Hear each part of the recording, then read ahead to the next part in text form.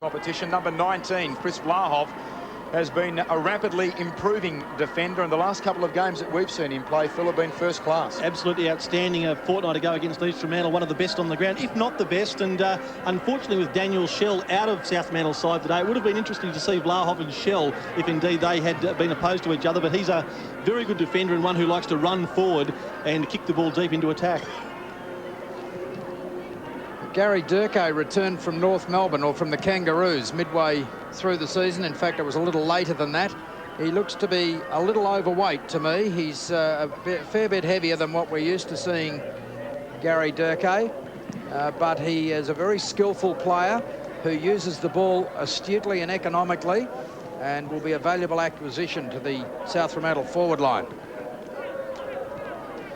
Well, Travis Edmonds, one of the veteran big men in the competition, and he very rarely puts in a bad game. And once again today, South Fremantle will have their work cut out trying to combat him. Now, the toss of the coin in the middle of the ground, and Craig Callaghan is going to be involved in that as well, which is an interesting one, because normally you've got to be playing, although we have seen the likes of Chris Lewis toss the coin after they've retired.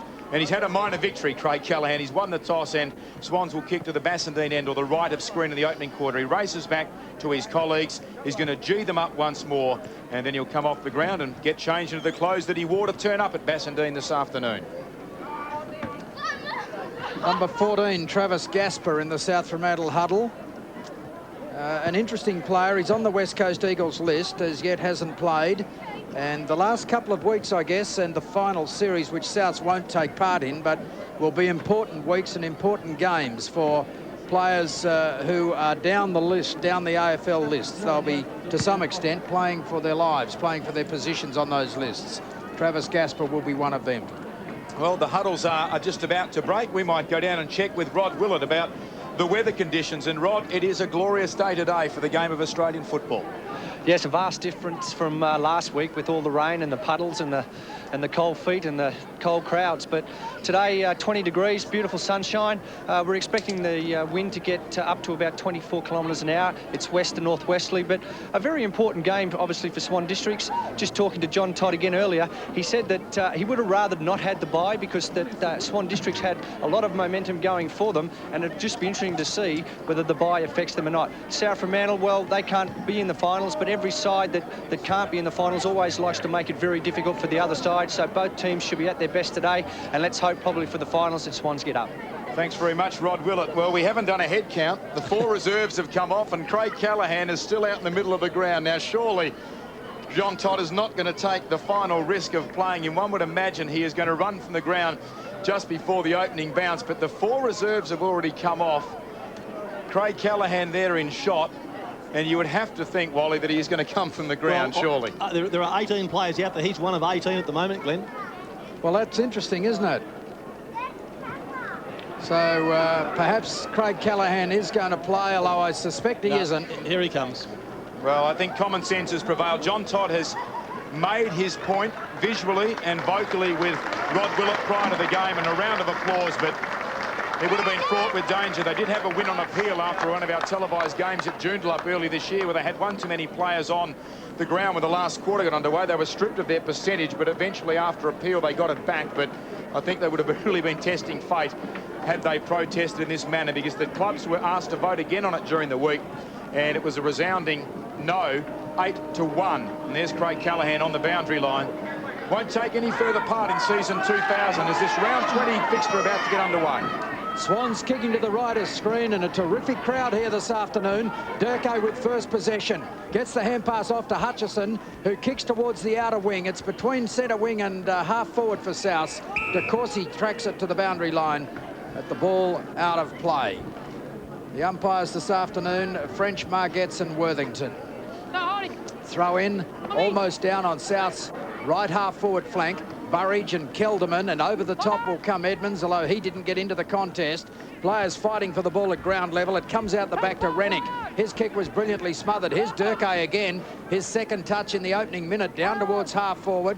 Opportunity for the Swans defence back there, close to the boundary line, and eventually it goes out of play. Gasper was the lone South Fremantle player down there. No score yet, but Souths have the ball deep in attack. throw in about 35 metres around from their right-hand behind post. Gasper this time doing the ruck work opposed to Edmonds.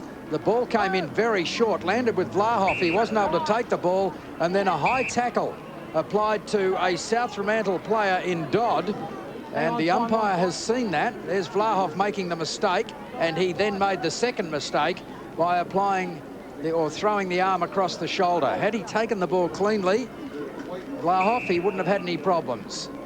So Dodd from about 35 metres out. He'll kick from a little more than that, or a little longer distance than that. Hasn't got the distance. Thumped forward by Edmonds. It's in the goal square. That was dangerous play. Hurried clearance by Ross. Not 10 play on was the call from the umpire. Veros pushed as he tried to kick. Durkee in the thick of things again, and Morrison goes for the boundary line and gets it out of play on the 50-metre line. Rod Willett has the Swan Districts bench. Yes, for Swans, we've got Wayne Otway, Nathan Smith, Glenn Melrose, Todd Hawes, and a very dejected-looking Craig Callaghan.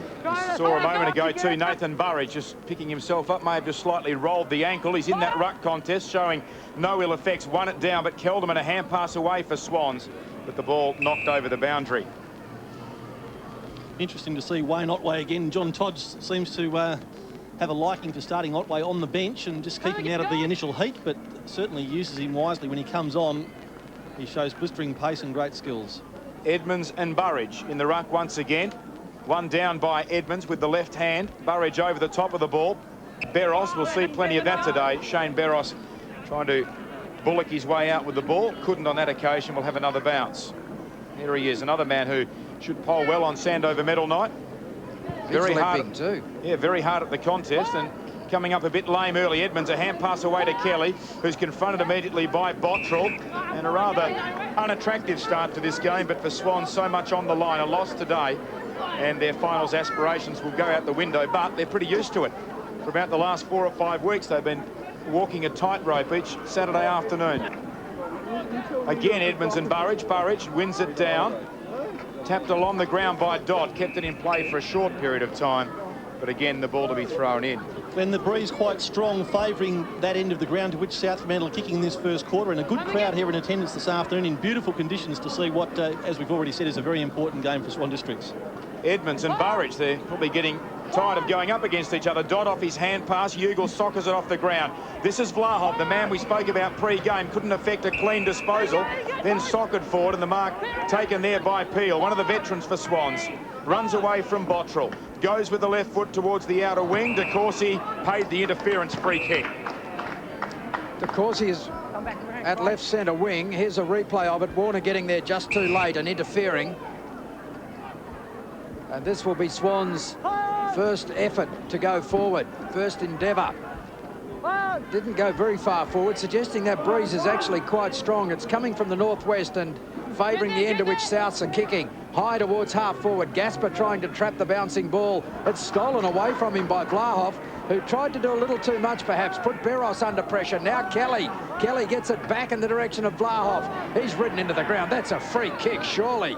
Burridge picked it up and was dispossessed. The umpire's letting it go, but you've got to pay the free kick if there's an infringement. And now the clearance from Kestel comes across the face of the ground. Bounces at centre wing. First to it is Hayden for Souths. He usually uses the ball skillfully, and he's done it again.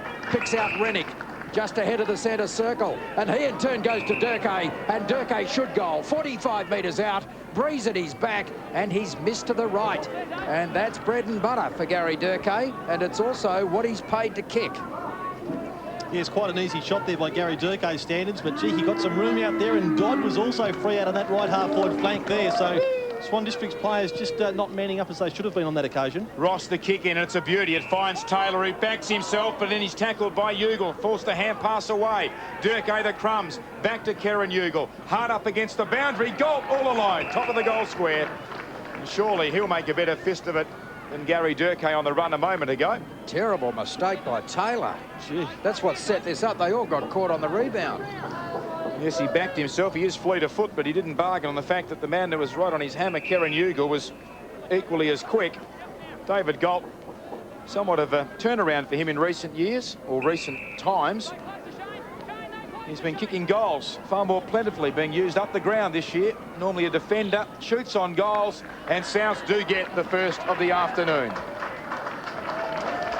Yes, well, certainly not surprising there. The South Fremantle supporters already having something to cheer about, but South Fremantle have spent the entire game so far in attack as there's Taylor trying to take on Ugle. Well, that proved to be very fateful indeed, because Durkay swooped on it, hand passed beautifully to Ugle, and how David Galt got that sort of room, I do not know, but as Wally said, Swans caught on the rebound and they just weren't able to get back quickly enough.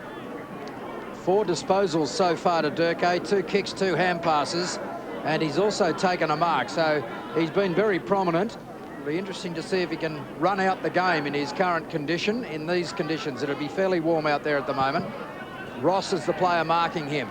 The bounce of the ball favoured Edmonds, and he got it down decisively to Barros, who kicks high towards centre-half forward. Souths have the numbers. It was knocked forward by Clement, taken now by Hutchison. Hutchison was well caught. Hand pass not particularly effective. Swans with a chance now as the kick is grubbed up towards half forward and will favour Carney. Gets a good bounce just inside 50 and chips the ball to Brown, who's taken the mark out in front. He's only 30 metres out from goal. He's on about a 40-degree angle. It's a little bit tighter than 45 degrees, and that was a good, strong mark by Michael Brown. And if he can kick a few goals this afternoon, then that will be very handy as far as Swans are concerned. Distance not a problem. He's kicking straight into this northwesterly breeze, and it is reasonably strong, so he'll need to kick the ball firmly. I think he's just missed. He has, but Souths have their first score. It's a behind.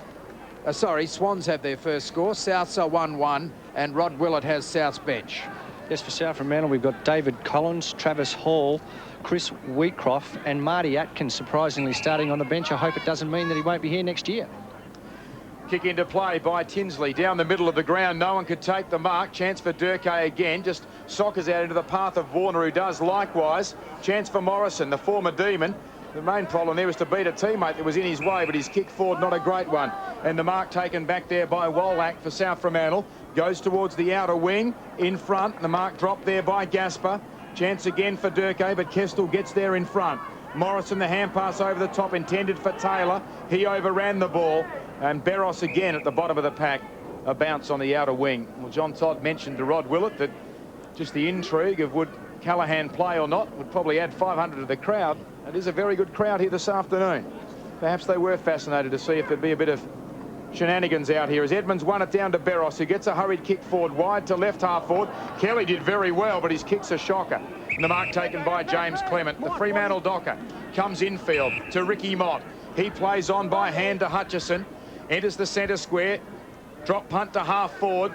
Off the pack, a chance for South Fremantle here. Piani, the man hassling. Blind hand pass over the head by Galt. Comes off.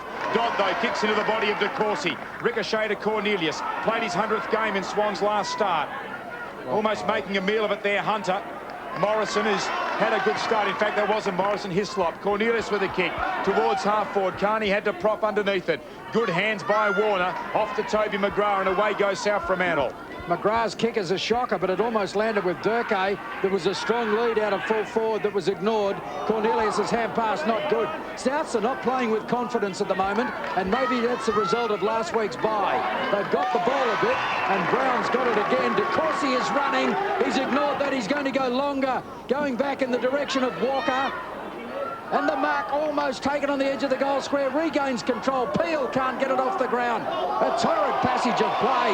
The Swans want a free kick for holding the ball, but it's not been paid by the umpire. Hutchison was on the bottom. No, he wasn't. They're still getting up off it. It was Warner who was on the bottom of the pack. Hutchison was on top of him, and that's why the Swan District's players were calling for a free kick. Brown will do the ruck work. It's thumped away to the side of the pack by Mott. Opportunity for South to run it out of danger. Hand passing to himself is Rennick. He's at centre half back, kicks into the centre of the ground, and Hayden takes a good mark. Hayden alongside the centre circle.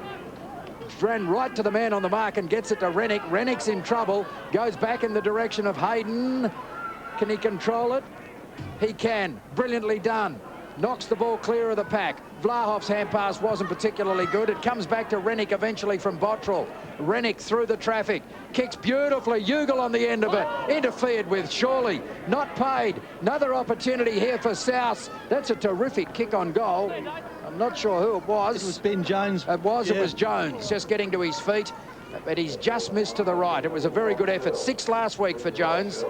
And if any of them were like that, then it's understandable how he got them. Yeah, that would have been a miraculous goal deep in the right full forward pocket. But South Fremantle, unlike Swans, looking pretty sharp at the moment and full of confidence. Adam Ross to bring it back in. Adam Hunter making the lead. Made his AFL debut last week. Ross down the middle, low level. Kelderman couldn't mark in front. Jones kicks wide into the pocket. Durkay. Almost a party trick. Now he plays on, forced onto his left foot, snaps it very high and has missed. Well, it was a rather casual attempt to mark and then a rather interesting decision to play on. That's how he plays his football a bit, Gary Durkay, and perhaps why he didn't quite reach the heights at the AFL level that he might have, because he's certainly got a lot of skill. Very casual, but looking dangerous in this match. And that's a dangerous kick in from Ross, intended for Morrison. He was outnumbered 2-1. Kestel's kick is knocked down. Galt appeared to be held when he didn't have it. Picked up by Hislop for Swans, gets it to centre-half back and De Courcy. De Courcy by hand to Morrison. Morrison long towards centre-half forward. Carney caught under the ball. Clement couldn't take the mark. Clement comes back for a second attempt. He's being put under pressure by Carney. Carney bustles him out of it. Well played, but he's got little support. Comes infield to Kestel. Now he's got no one to kick it to. And the result is it falls short and McGrath will mark. Gee, that was bad footy by Swans. Their forwards just not running back hard enough. But the clearance from South's Hutchison is equally as poor. Veros collides with an opponent. The ball comes to Peel. He gets it across to De Courcy. De Courcy goes into the pocket to Brown. One-handed attempt. Not good enough. Wallach gets the hand pass back to a teammate. That player, Tinsley, hooks it around the boundary line and the ball goes out of play on the full at left half forward for Souths with De Courcy to take the kick. Some of the South Fremantle supporters who have made the journey up from the port. De Courcy comes infield and Peter Kelly takes the mark. Too far out to score. The defence or the attacking edge of the centre square extended out towards left half forward is where Kelly is. He goes to Kelderman. He's floated down from fullback. Ball sport from behind. It was gathered up by Brown. Kicks into Burridge, who does brilliantly. The blind spin after he gathered the smother. Now kicks up to half forward. Big leap by Hunter. Recovered brilliantly after he hit the deck. Double teamed against him. Slapped along the ground there by South Fremantle. Back towards the wing. Free kick. And it's going to go the way of Roger Hayden. Infringed.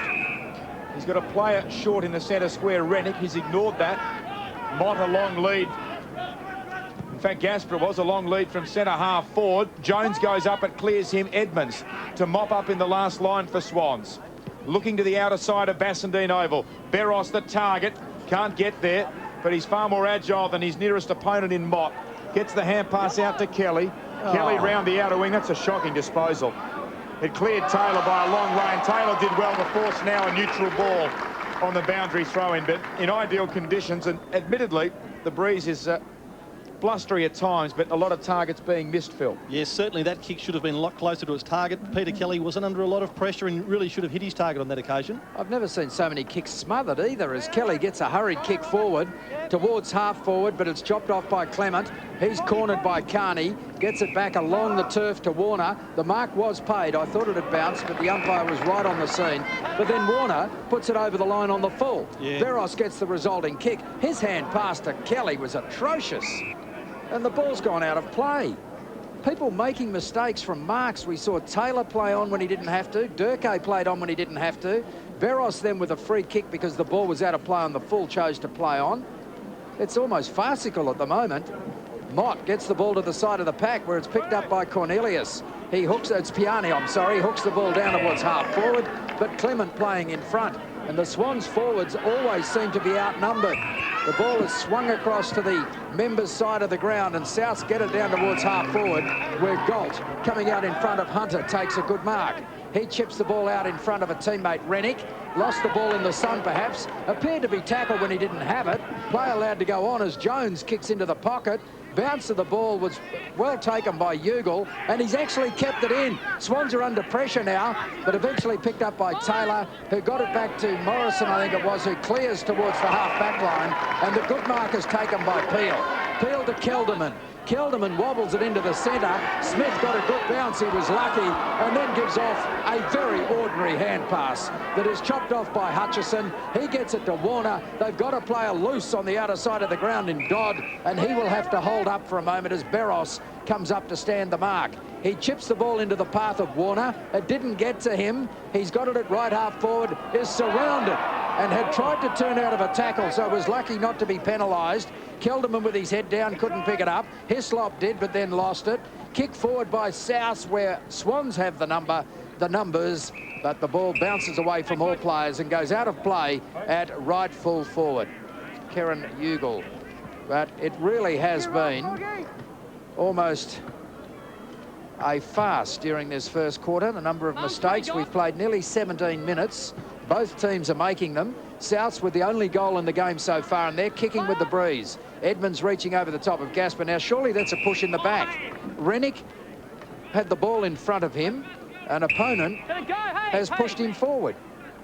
Yeah, it was Mark Piani down there, and we'll see it in replay here. There's Rennick, who goes to his knees, and Piani will sort of clearly over the top of him and in his back, but perhaps Piani sensing that this is a day when anything goes. Here's the bounce, not far out from South Fremantle's goal mouth. Jones tried to break through. Grubber to left footer. Ross spins out of trouble, but they're going to be back in trouble because the kick has landed on the chest of Dodd out there, who goes short and just able to be reined in by Rennick. That's one rule, I think. Umpires seem to only apply the push in the back when it's vertical, when the player's upright. Once the player is horizontal over a ball, you seem to be able to just plough into their back repeatedly. But the rule isn't written that way. A push in the back is a push in the back, whether you're upright or horizontal to the ground. Yes, and of course you're more vulnerable, Glenn, when you're down over the ball like that. Darren Rennick from right on 50 metres.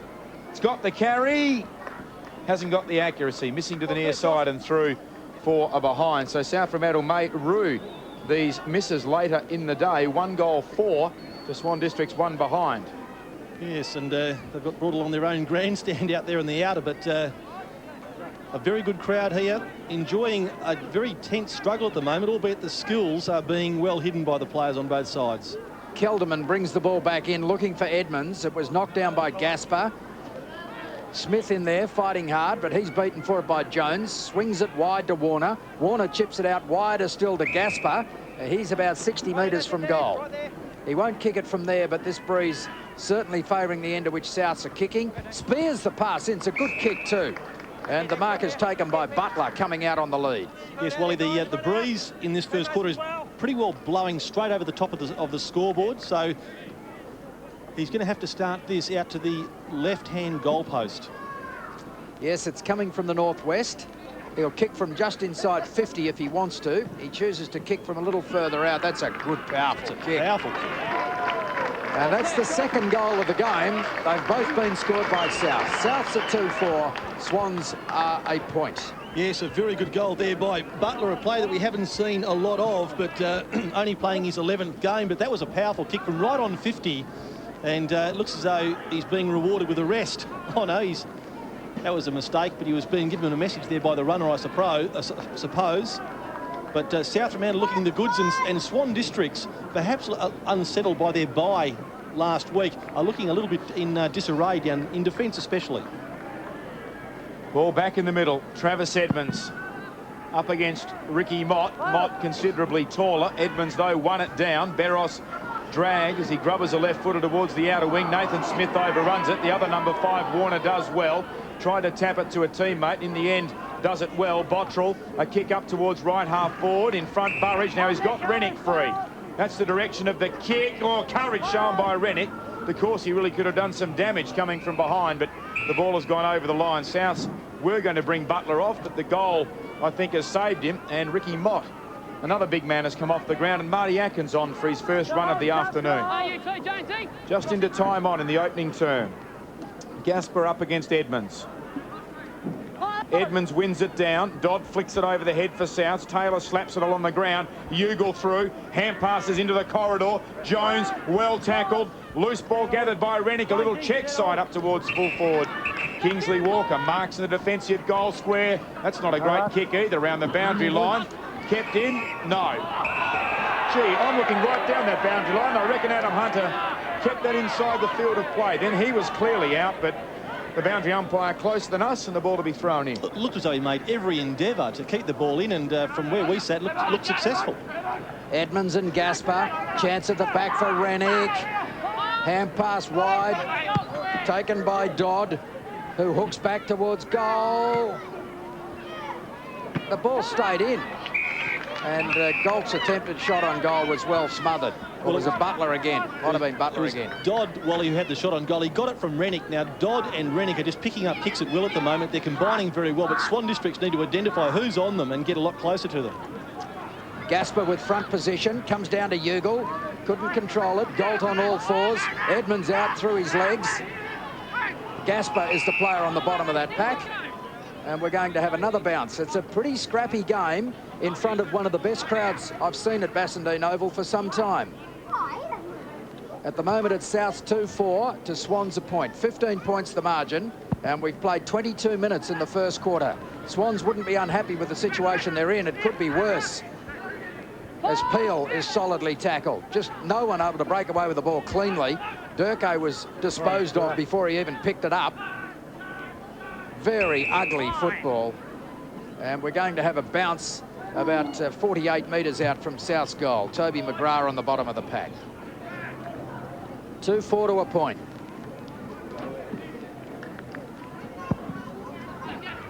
Edmonds up early and high, running into Gaspar. Edmonds off the ground. Hayden was in there. He got the ball out and he's been penalised for a throw. Hayden questioning that with the umpire. It's going to be Barros's kick. He threw it straight to Barros, Wally. Now Barros swings the ball to the outer side of the ground where De Courcy is loose. He's had a bit of it.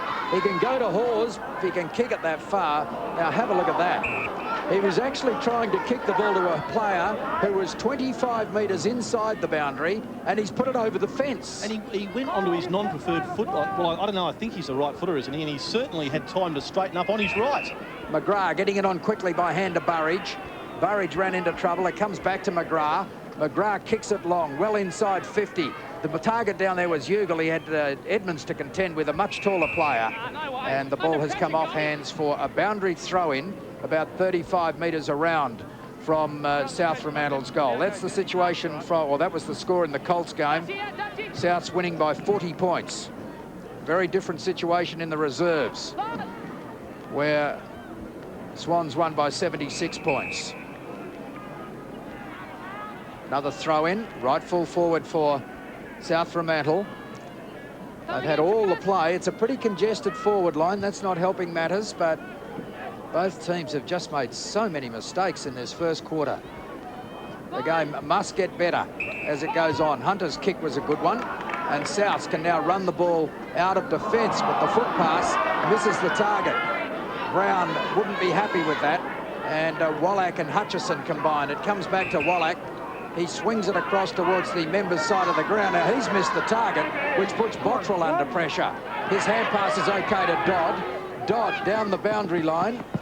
Caught under the ball was Butler. Edmonds can't keep it in as Jones crashes into him. And Edmonds has a bit to say to him. And there'll be a boundary throw in about 40 metres around from South Fremantle's left-hand behind post. Here's Edmonds trying to keep it in. The umpire had said no. Jones perhaps already committed to the bump. Now Gaspar's hand pass to Galt was okay. His kick forward is about as good as most kicks we've seen so far in this game. Ordinary. De Courcy's high kick favours Hawes. Depends on the bounce a bit here, and he did the only thing he could do. That was to knock it forward. They're still outnumbered. Another opportunity for Souths to clear. Atkins' kick was smothered. Players in on top of the ball, and Souths at least have held it up. Eventually Clement gets a hurried kick forward down towards centre wing, but it lands with Barros. Swan Districts are behind for their efforts. 25.5 minutes into the opening quarter. Barros taking a long time to sum up his options here, just behind the centre circle. He bombs it in the direction of Hawes. The big man goes up with one hand. Piani off hands, 45 metres out. And that's not a great effort either. Clement takes an uncontested mark. James Clement short back into the corridor, and Hutchison, who plays on, wide towards Toby McGrath. Marks at right half back for the Bulldogs. Their goals this quarter to Galt and Butler. Back into the middle again, and Dodd has it. Again. Dodd, no, within 20 metres of him when he marked that kick. Edmonds up, and he takes the uncontested mark. Morrison. Coming past, he gets the hand pass off to Walker, holding the ball. Butler has earned the free kick. Yes, it was a good chase by Butler, and Walker just didn't have an awareness of who was around him and how close they were to him. Too casual, and Butler rewarded for a very good tackle. Barros coming off the ground for Swans. As Butler goes long towards full forward, Edmonds could have almost been paid that. Toby McGrath at the fall, flicks it out. Knocked along the ground by Ugle. Vlahov on all fours. Taylor hand passes back to Vlahov, who was still almost on his haunches. Durkay steals the ball away. Chance here for Jones. Double teamed overhead. Kelderman should have really grabbed it at the first attempt. Boundary line looming. Sweeps the hand pass to Cornelius. Can't control it. And has it gone over? It hasn't. Butler again. Steps inside his slot. Hand pass to Burridge. Take a good kick from there. It's just squeezed across the face. South Fremantle 2 goals 5. Swan Districts 1 behind. Well, Glenn, I think the best thing you can say about Swan Districts at the moment is that they've kept South down to 2 goals 5, because South have certainly been in attack for nearly all of the 26 or 27 minutes that we've played, and so that's not a very good return for the dominance that they've shown in this first quarter. And John Todd, I'm sure, will have some stern words to say to his players. He's heading down to ground level now as Garth Taylor looks through his options from the goal square. Might be going home, Toddy. 32 of the 36 players are in South Fremantle's forward line as Swans try and work it through this very congested area of the ground. Kestel's hand pass to Smith was okay, and Swans have got a lot of loose players out on the boundary line, and De Courcy drops an uncontested mark. He's also playing on Dodd, and I'm not too sure that's a great matchup, because De Courcy does like to play out wide, and he's a free-running sort of player, but just at the moment, Daniel Dodd for South is getting a lot of it. 10 disposals. He's had 7 kicks and 3 handballs. Quarter time here at Bassendean Oval. An unattractive term, but the game is still tight, and it's still there for either team to win. At quarter time, Souths are 2-5-17. They had the breeze. Swans are a solitary point.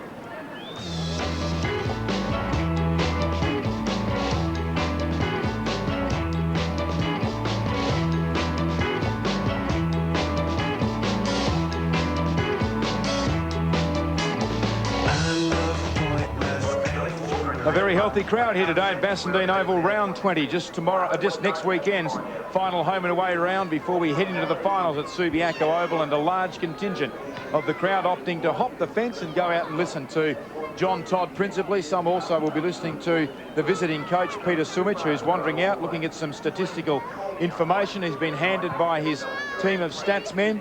But you're quite right, Phil, the comment you made about 3 minutes before the quarter-time siren. Really, South Fremantle lead by 16 points on the general play and the time in control that they had with the ball in their possession. They probably should lead by about 5 goals. They certainly should do. They had opportunities. Their conversion wasn't good, 7 scoring shots to 1. And that's not the result that Peter Sumich would be all that happy with. He'd certainly be happy with the general play. His back line is certainly on top, cutting off most of Swan's forward moves, but through the midfield they're getting so much of the football. Opportunities are being presented for the forwards there, but they're just not converting them. As I think we're going to have a look at the goal scorers in the match so far. We see Butler and Galt, the single goal scorers for South Fremantle. Swan Districts a clean slate at this stage. Yes, let's look at the aggregate statistics. The ball was chipped around a fair bit, but not with a great deal of effectiveness or accuracy in that opening quarter. South Fremantle having more of the disposals. The inside 50s highlights what we were saying, 2-1 in favour of South Fremantle, 17-8, and yet they lead by only 16 points, 2 goals 5-1 behind. Inaccuracy may come back to haunt them later in the game. John Todd there in the middle of his charges. Don't forget, immediately following our telecast this afternoon as well, the grand final of the National Netball League, which was played last night at the Glass House. A thrilling game. For anyone who's a netball fan, you want to watch it this afternoon between the Melbourne Phoenix and the Adelaide Thunderbirds, immediately following our game here at Bassendean Oval. Congratulations to our game day ball winner from last weekend, Dylan Lehman from Nollamara. Told us that Barry Cable won 3 Sandover medals whilst playing with the Perth Football Club. Now, this week's question, we've already actually given you the answer, both visually and verbally this afternoon. Gary Durkay, with which 2 AFL clubs did he play? He's back with South Fremantle here in Western Australia, having started with the Sharks, but he played with 2 AFL clubs, 1900 999 444, 1900 999 444. And congratulations too to P. Pendley of High Wycombe, who won last week's online tipping competition. You've only got a few more weeks to register, and each week a random winner drawn by our computer. All the winners at the end of the season, a chance for a corporate box for the grand final. abc.net.au/Weststar. That is the website address. The cheerleaders out there trying to G up the crowd. Don't forget, of course, if you are a Swan District supporter, they are still facing a fairly significant task to raise the $200,000 they require. At last count, they'd picked up about $130,000 that they need. The deadline is a month after the grand final, so by around the middle of October, they need to have this $200,000. And we did make mention to you a couple of weeks ago, and you would have seen in the local newspapers here in WA, that Hayden Bunton's 1962 Sandover medal is to be auctioned by the club. The latest bid they have, Phil, is $16,000, and the organisation that is running this through the internet is asked to keep it on the market for a little bit longer. There is actually some interest coming from outside Western Australia. So for anyone in WA that's watching the telecast and would like to be the owner of a Sandover medal for your sports memorabilia collection, contact the Swan Districts Football Club. They'll put you in contact with the people that are running the auction, but at the moment $16,000 is the bid for Hayden Bunton's 62 Sandover. What you could actually do, Glenn, is try and buy his dad's 3 Brownlows and his 3 Sandovers and get the whole Bunton collection. Couldn't you have 7 medals? The Bunton collection. You know, his father should have won 4 Brownlows. Yeah. In 1935, what were we told before the game? He kicked 9 goals in the last game of the year, didn't get a vote, and lost the Brownlow by a vote. Gee, it's reminiscent of the time. I think Greg Williams was runner-up a few years ago and got 46 possessions in his last game of the season and didn't get a vote, playing in the middle at Optus Oval. I think a similar story told by Robbie Wiley when he kicked 10 goals at Lathlane Park in the last game of the year, and I think he might have got 1 vote, but you often think if you're a rover getting 10 goals, you're just about best on ground. Well, he was a player who had a wretched run in Sandover medal counts. Well, Hayden For Bunton, the player he was, yeah. Hayden Bunton, a champion of bygone eras, another Western Australian football champion's career drew to a close last Sunday. Guy McKenna, he is our special guest at halftime on the football. He reflects on the past and also the future. What will Guy McKenna be doing in football in subsequent years? A very healthy crowd around John Todd. Shane Barros, who was taken from the ground late in that first quarter, having a discussion with his coach.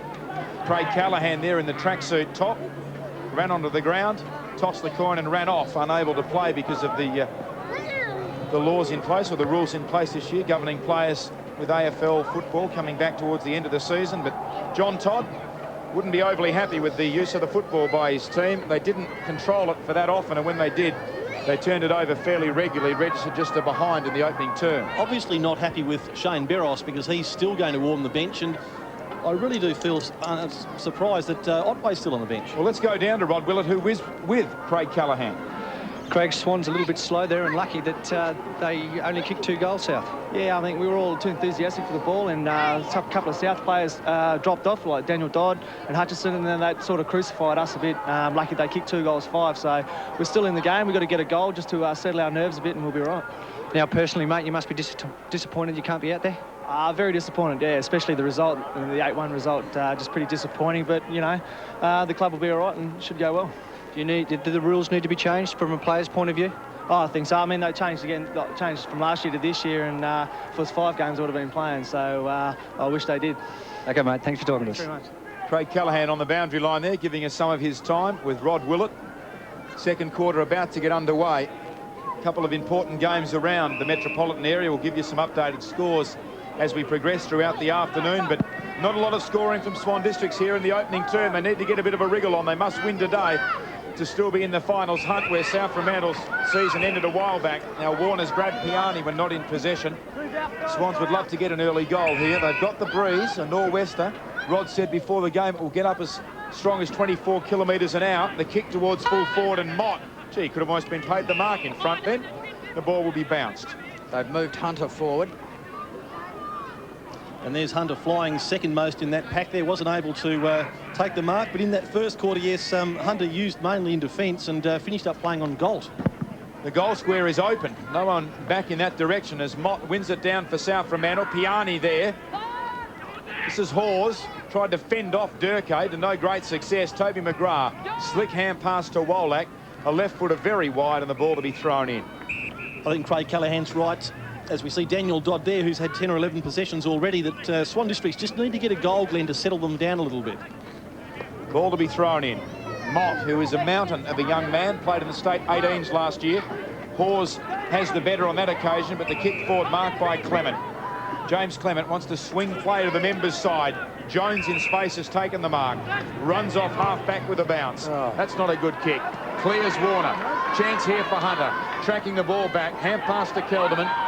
Kelderman pushed off what I think in the end wasn't intended to be a disposal. I think he was quite happy in the end just to allow the ball to drop from his grasp over the boundary line. Rod, what can you tell us about Shane Barros taken from the ground late in that first quarter? Yeah, John Todd had a bit of a special mention to him, said that, you know, we've got a few tags happening. Guys have got to stay on their tags. If you're not going to stay on your tag, you're going to sit on the bench. So I think that's what's happened just there. Well, this is going to be a free kick to Edmonds. There's Barros in the foreground. Interference at that boundary throw-in. So Edmonds from half-back, he's just ahead of that, gets the free kick, but Souths are already employing similar tactics to what Swans did in the first quarter. Piani's allowed to play on.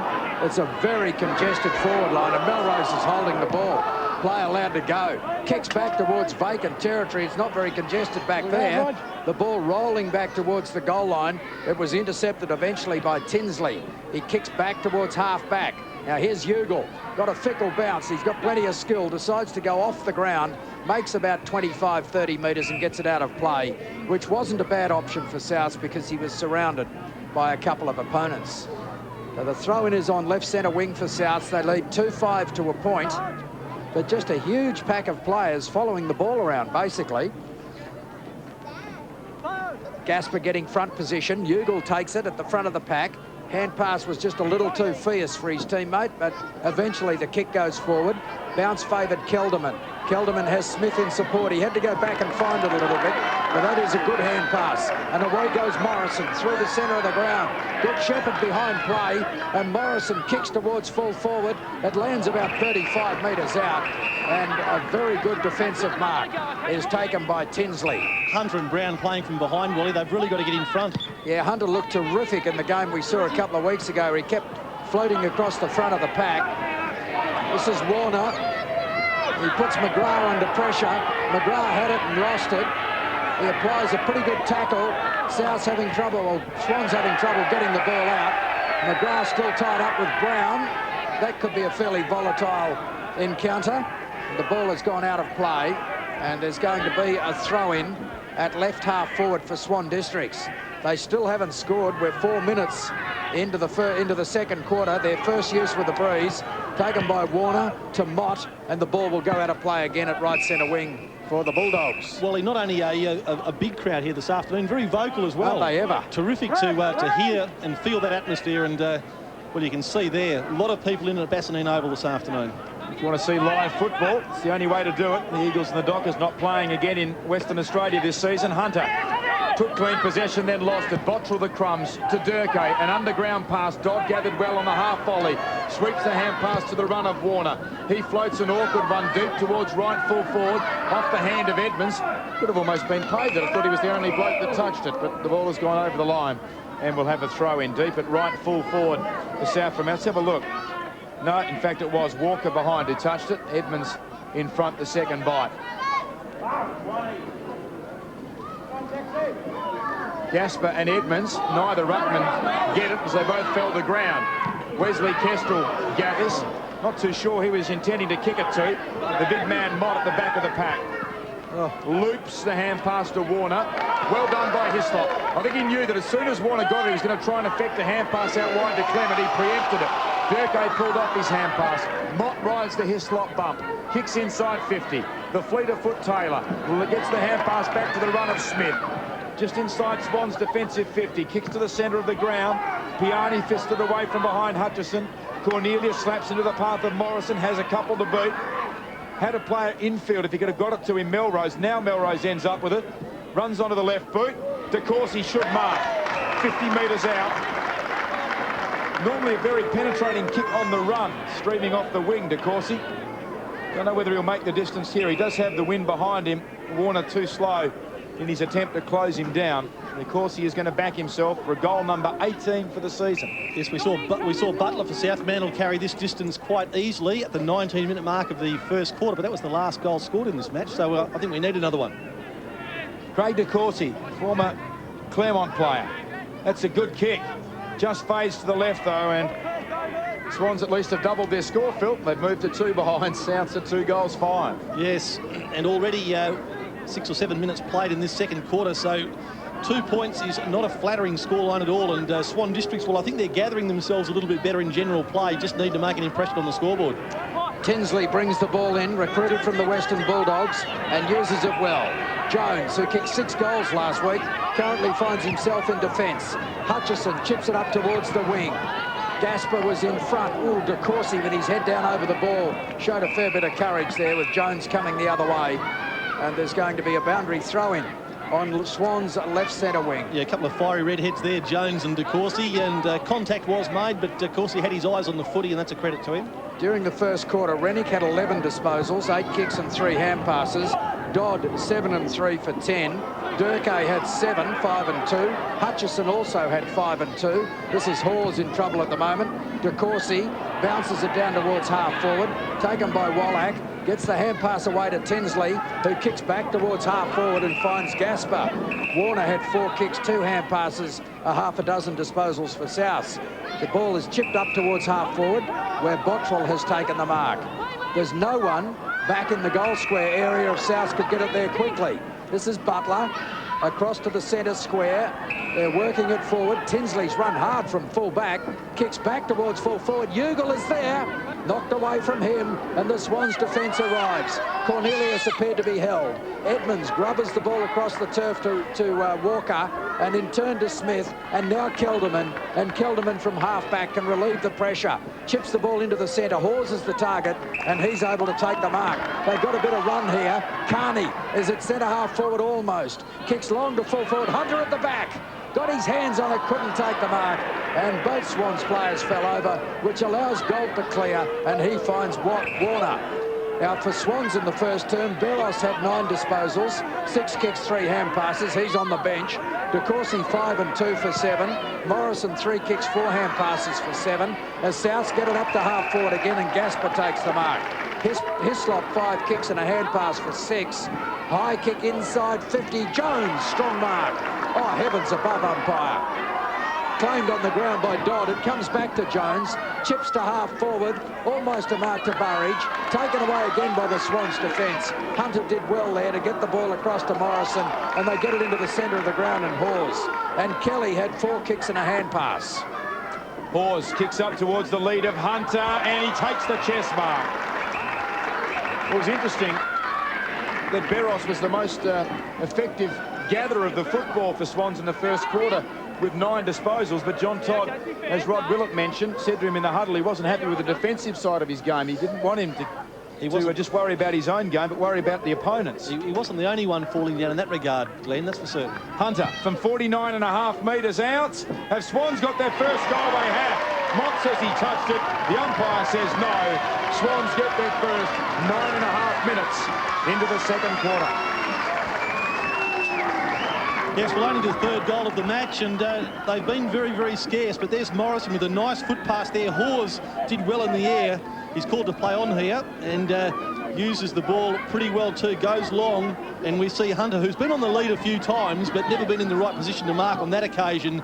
Got the benefit of a well-weighted kick, went back, and only by a matter of centimetres was able to sneak that through over the top of Ricky Mott. Gee, Edmonds got caught about 25 metres back from the circle. He just got there, but knocked it straight to Dodd. Awkward bouncing ball for Kelderman. Chance for Souths here. The umpire's whistle's gone. It's a Swans free kick, and Kelderman has broken from half back. And the Swans players were aware of that. It's kicked in his direction. He'll run onto it at half forward, gets a beautiful bounce. He's 51 metres from goal, kicks to Hunter again. He's a very exciting player, this fellow. And that was terrific thinking by Kelderman. As soon as he realised the free kick had been given, he took off to the outer wing and he set this up. Hunter, who I think played last week, didn't he, for West Coast? He did. Has had a taste of it. Kicks his second goal, and now Swans are on the move. They're 2-2, trailing Souths, who are 2-5. Yes, well, I seem to remember down at East Fremantle Oval a fortnight ago, Hunter started on the bench, came onto the ground and made an immediate impact, kicking a couple of goals, and there's Kelderman. What a great run by him. And again, Hunter, who interestingly enough played in defence on Galt in the first quarter, now he's in attack and Galt's playing on him. But certainly it's been a good move by John Todd, paying dividends. 2 quick goals in the space of a minute, and it took them a quarter and 10 minutes to get there first. So the ball back in the middle. Swan District's back in the game. They must win today to stay in the hunt for a top 4 spot. Look how far back Edmonds is, Glenn. Yeah, whether he thinks he needs a big run-up to get over the big man, well, he's favoured by it there because Mott had no chance, but then Edmonds just almost dropped it at his feet. Dodd gets a hurried kick forward. Kelderman spoiled from behind. Well, Rennick could have been dangerous. Flahov does well, gets a hand pass away to Cornelius. Morrison skirts the pack, kicks with the left foot, but it'll amount for naught because Mott takes the mark on his chest. Chance for the Bulldogs to go forward again. Tinsley. Low left footer. Almost a clever mark taken by Bottrell. Almost thrown out there by Kestel. Bottrell again. Over the congestion. Chance here for Wheatcroft on the ground. Boundary line eventually the winner in that contest. The ball to be tossed in. There's Chris Wheatcroft starting the game on the bench. Low scoring game at East Fremantle Oval. I'll tell you what though, the Sharks would need to win that, otherwise their finals hopes could go out the door. Claremont, well, they've got 3rd spot outright at the moment and could make it very tough on West Perth if the Falcons go down. Next week the Falcons play East Fremantle at Joondalup. Could decide who sneaks into 4th spot. Cornelius has found Carney on the outer wing. Carney kicks up towards half forward and coming out on the lead. Brown, a strong mark, and ends up in the gutter. Michael Brown, who had a 22-game AFL career with Fremantle before being delisted. Now a co-captain at Bassendean. A big leap and a good mark taken by Ricky Mott. Yes, it's hard to believe that this fellow is only 19 years of age. He's kicked it to Ugle. Or Ugle has it. He's just behind the centre line. His kick's okay too, intended for Gaspar, who's got away from Blahov by 5 or 6 metres. Now Warner's running on, but the kick is to Butler. Edmonds stood in front of the pack. That was pretty well done. Walker to Taylor. Back to Kelderman. To Smith. They got DeCourcy loose. He's on centre wing. Mott coming across to close him down. DeCourcy chips to the 50-metre line, and Hawes lumbering out in front of Clement. Takes the mark on his chest. They've got a couple of big burly fellows in their team, Swans. And this is one of them. Brown another as he kicks towards full forward. Hunter is back there. He's dangerous. Payani. Swans are in front. We're 3-2. Souths are 2-5.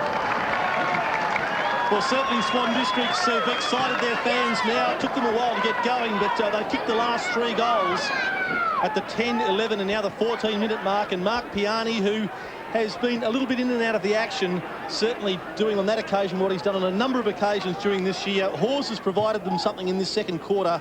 He's been strong overhead, kicks to Hunter, who again gives a good contest, and Piani, a very good reader of the ball off hands, had an easy goal dished up to him on that occasion. So Swans are back in it, hitting the front about the halfway point of this second quarter. Ricky Mott in the ruck. As you mentioned, he played last year in the state 18s. One would imagine that he will be drafted at the end of this season. Edmonds goes up, has the wind down, running onto it to Corsi. Runs to the attacking edge of the centre square. Bombs it high on the northwesterly breeze. Hunter is back there. Galt spoils him at the full. Well, lad, dangerous. Burridge will concede the behind. all of a sudden, Swans have found another gear, Phil Lamb. Well, they certainly have, and on that occasion, the defender, it might have been Wallach there, who should have gone to the pocket. Can't be certain it was Wallach. It was, yeah, and decided to come back into the goal square, which was almost, well, it was a very dangerous thing to do and nearly paid the price for it. Yeah, Carney able to knock it down. They will just wait on Tinsley to try and get this ball out of danger for Souths. He goes to the outer side of the ground. Mott was the target, and the ball has cleared the pack. Mott indicating frantically to the boundary umpire that he touched it, and the boundary umpire agrees.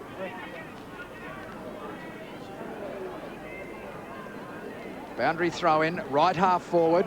Hawes is there. Mott knocking the ball towards the side of the pack. Hurried kick forward by Souths. Vlahoff in front. Not able to control the ball, and the Souths troops arrive in number, and we're going to have a bounce. Rod Willett's got some information for us on the boundary line. Yes, Peter Sumich just moved James Clement up to centre half forward, something that's worked for him a couple of times before, so they're hoping to get a few goals out of him, I suppose. Well, there's very little or very few numbers in the forward line at the western end of the ground, and there hasn't been in either quarter so far as Souths get it forward. It's the ability of the forwards to run forward quickly that will count. This is Clement now. He kicks towards centre half forward. Burridge, or is it Gasper? It's Gasper, I'm sorry. Good mark too. Yes, so Clement already paying dividends down there on the half-forward line. He was the player that put the ball into the path of Gasper, who read it nicely, and that was a good diving mark by him. Up until now, Vlahoff and Gasper have had a very, very good duel. Well, this could be Atkins about to replace Mott. This could be the first goal into the breeze, as Gasper lines up from about 45 metres out. It's a good kick. He's done well. A very handy goal for Souths, and that puts them back in front.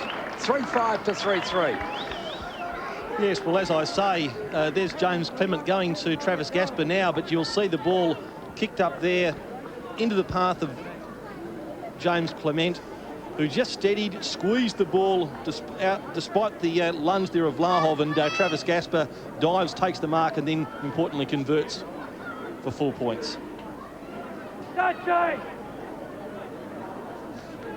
Now, Atkins taking an interesting approach. He's in the foreground there. He's almost running in from the wing. Edmonds coming from the other wing. Up they go. Atkins won it down. Now he tries to do his own roving, almost socketed out of the hands of Edmonds. Stolen away by Bottrell. A left foot kick loops its way towards half forward. Taylor in front. In the end, it was almost a clever mark there to Ugle. Now Bottrell follows up. Goes short. Clement, as Rod mentioned, trying to give them something now up forward, and he's been in the last two plays as the Bulldogs pressed forward. Durkay the target, sport from behind by Kestel. James, there's the East Perth Subiaco score, a Leaderville Oval, an East Perth home game, a goal in it. Subiaco in second spot at the moment, but could lose it to Claremont if they go down to the league leaders, the Royals. Otway on and Melrose off. Edmonds clean possession, then got it across to Cornelius, kicks around the body. Atkins will get his first possession of the afternoon, a hand pass to Bottrell. He'll get his second. Atkins goes short, was touched in transit. Morrison steals it away, hand pass to Hawes. Swans can go forward. Otway running with the flight, takes the mark, plays on. 50 metres out and closing. Low to the goal square, Hunter back there, offline, push in the back. Was going to miss anyway, and it'll be a free kick to David Gold. The last one was marginal, wasn't it? He took the mark and kicked the goal. Always dangerous if you use your hands. If you can just get away with using your body, you're probably safe. But the short kick in is dangerous, although Burridge takes a good mark from behind Brown. He's played a pretty good game so far, Wally Burridge. Yes. Kicks back towards the half-back line. Atkins caught under the ball, had to go forward to stop Hawes coming back on him, and as a result went too far under it. And there's going to be a boundary throw in between right centre wing and a right half forward for Swans. Souths lead 3-5 to 3-3, courtesy of the only goal into the breeze so far. Peel trying to swat the ball away, missed it, has another go at ground level. Here's Hunter again, with him is Hayden. Hayden fairly quick, is able to make sure that Hunter can't keep it in play, and there will be a throw in inside Swans 50-metre line. 20 minutes gone in the second term. Swans kicking with the breeze in this quarter. It's a northwesterly breeze blowing into the pocket. where the play is at the moment. Chance here for Piani. He's kicked one of their goals to Joel Cornelius. Saw Kestel, who stands his ground and takes the mark. Carney there as the bodyguard if he needed one. Yes, good play by Wes Kestel and Joel Cornelius. Kestel just anticipated that and sprinted into space, made himself available. And then Joel Cornelius, while there was a bit of risk, he had to give it elevation, but it was nicely weighted for Kestel. Now, these are the goals that teams are going to have to kick today because of the very congested forward lines, the flooding tactics that the opposing coach is using. He's put it up high, let the breeze do some of the work, but it didn't have the distance. Otway was pulled off his kick, and the ball has rolled through for a behind to Swans. So the margin now just a solitary point. Where's Kestel there? Not quite getting enough penetration on the kick. This kick in has been marked by Toby McGrath. Goes round the outer wing. Wheatcroft, strong mark in front of Cornelius. Started the game on the bench, Chris Wheatcroft. Comes infield. Bottrell marks. Michael Brown, the Swans captain, or one of the co-captains, about to come off. Atkins comes across to Wallach, who is unmarked. Kelly, the man, onto the ground to replace Brown. Kick up to half forward. Edmonds crashes the pack. Smith, the rover, to Kelderman. Over the head of Kelly. Can he keep it in play? Can't. Gee, that was costly. Had Kelderman hit the target, then Swans could have got it all the way down to the attacking 50. Hand pass might have been better, Glenn. Yes, at least the disposals have been markedly better in this quarter. Mind you, they'd want to be. The first quarter was not a very high standard skill-wise. The endeavour was there, but the execution was pretty ordinary. Edmonds and Atkins lock arms. Walker flicks it up, trying to get it to Smith running by. Now a pair of fives go after the ball. Warner and Smith shoulder to shoulder. Well, the umpires picked that one from 40 metres away, dead side on. He saw that the red and white number 5 was the man who infringed. And Smith has the free kick. Right in front of the Swan District's members, Glenn. I think he might have thought that was the prudent decision on that occasion.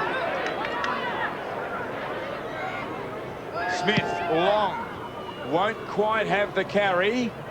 Off the fist of Tinsley, who's knocked it back some 7 or 8 metres, and scores a level at Bassendean Oval, 23 minutes into the second quarter. Perhaps not to the same degree, but Swan District's dominance in this quarter has almost rivaled the dominance of South Fremantle's in general play in the first quarter. So certainly most of the play is to the end left of screen. Surprised that Hunter didn't fly then. As it was, only one person went up for the ball, the South defender, and he couldn't mark it. It's a tailor-made situation for Hunter. Kick into the pocket's okay. Galt takes the mark. Back it goes to Tinsley in the goal square. And away he goes. He'll clear it to the outer side. This is McGrath. McGrath from just inside 50. Kicks long towards centre wing. Edmonds in front.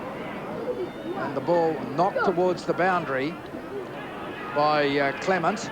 But Swans regained possession. Pump it back to the 50-metre line. Tinsley couldn't pull it in. McGrath scoops it up superbly. Runs towards the opponent, feigned a hand pass, and is now penalised for holding the ball. That was a very good tackle out there.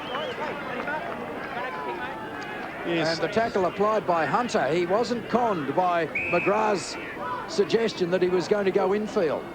Hunter towards centre half forward. Hawes in the centre of the pack, flattened the pack. Knocked away by Atkins. McGrath runs onto it, didn't have the ball, and will get the free kick. Rod Willett has some information for us on the boundary. Yeah, well, just the wind has picked up quite considerably down here at ground level, and it's certainly favouring Swans a lot more than it did South in the first quarter. Yeah, I was going to say, this time the free kick goes to Toby McGrath against Adam Hunter. Drifting down the corridor, Tinsley takes the mark. Almost ran into the umpire. Now it's to go back the other way. Not a great disposal towards the outer wing. Bottrell couldn't gather, but receives the hand pass from Warner. And then kicks awkwardly. Stationary. Up and under, and Kelderman marks. Plays on. Hand pass to Otway, who was under pressure, but did well to elude it. Not a good kick either as it goes forward. And Wheatcroft, who's been prominent after coming on around quarter time. Wheatcroft kicks it high. Standing under it, Morrison. Brings the ball to ground. Kelderman, great one-handed pickup. 70 metres out. Hunter at the fall. Flicks it over the back. DeCourcy there. In fact, it was Peter Kelly, not DeCourcy. Mott gathers, Grubbers the left footer. This is DeCourcy, held but not in possession. No whistle. Ball will be thrown in. Well, I thought Craig DeCourcy may have been the recipient of a free kick then. It looked like he was being held but not in possession, but the umpire having none of it. Deep at right full forward for Swans with scores level. Deep in time on in the second term. Tinsley kicks across half back. Atkins at it tentatively. Going through now, Hayden can't gather. Cornelius, boundary throw in. Well, still a very involved crowd. And whoever gets the next score should take the lead in at half-time. It'll only be a short period left. One down by Hawes for Swans. Cornelius, nudged off it by Hayden. Claimed by Walker. Butler, upended by Smith. Warner goes in. Gets around Vlahoff. Kicks now up towards right half forward. Coming out in front, Jones. 2 and 3 Druggles takes the mark. Jones, 45 out, floats it, and floats it wide. Souths have the lead by a point. Yes, well, Jones there in the screen, kicked 6 goals last week, only managed 2 behinds today, so perhaps he's left his kicking boots back last week as we see Travis Warner coming off the ground and Travis Hall replacing him. So Kelderman about to bring the ball back in. It's been a disappointing half for both teams, really. 3 goals each, 6 in aggregate, in pretty good conditions. Certainly, it's a blustery northwesterly wind, but not so strong as to limit scoring to 3 goals each. As Swans make a late charge towards goal. Edmund to Morrison. Morrison from the centre line down towards full forward. Kelly not able to take the mark. Opportunity for Carney. He couldn't pick it up. Wallach clears out towards the outer wing. Off in pursuit is Durkay, lumbering after it, and after him is Kestel. Durkay close to the line. The situation he normally revels in. He's done okay here too. Walks away from Kestel, did that far too easily. Kick not good. Coming down to meet it is Clement. In pursuit of him, Vlahoff, good tackle. Forced to get rid of it, it goes astray. Taken by Taylor. He loses the ball in a good tackle. Comes back and gets it again, but he's run down by Clement from behind. It eventually comes out to Vlahoff. Took a long time, is allowed to play on, or the kick is allowed to stand.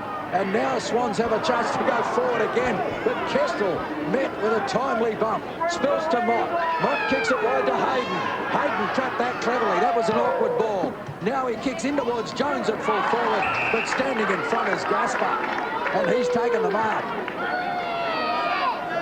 Yes, good passage of play by South Fremantle, and that's a good mark at the end of it by Travis Gasper, who's spent some time at centre-half forward, now at full forward, and he's providing a leading target for his teammates. Well, he's got one of South's 3. In fact, he kicked the only goal scored into the breeze.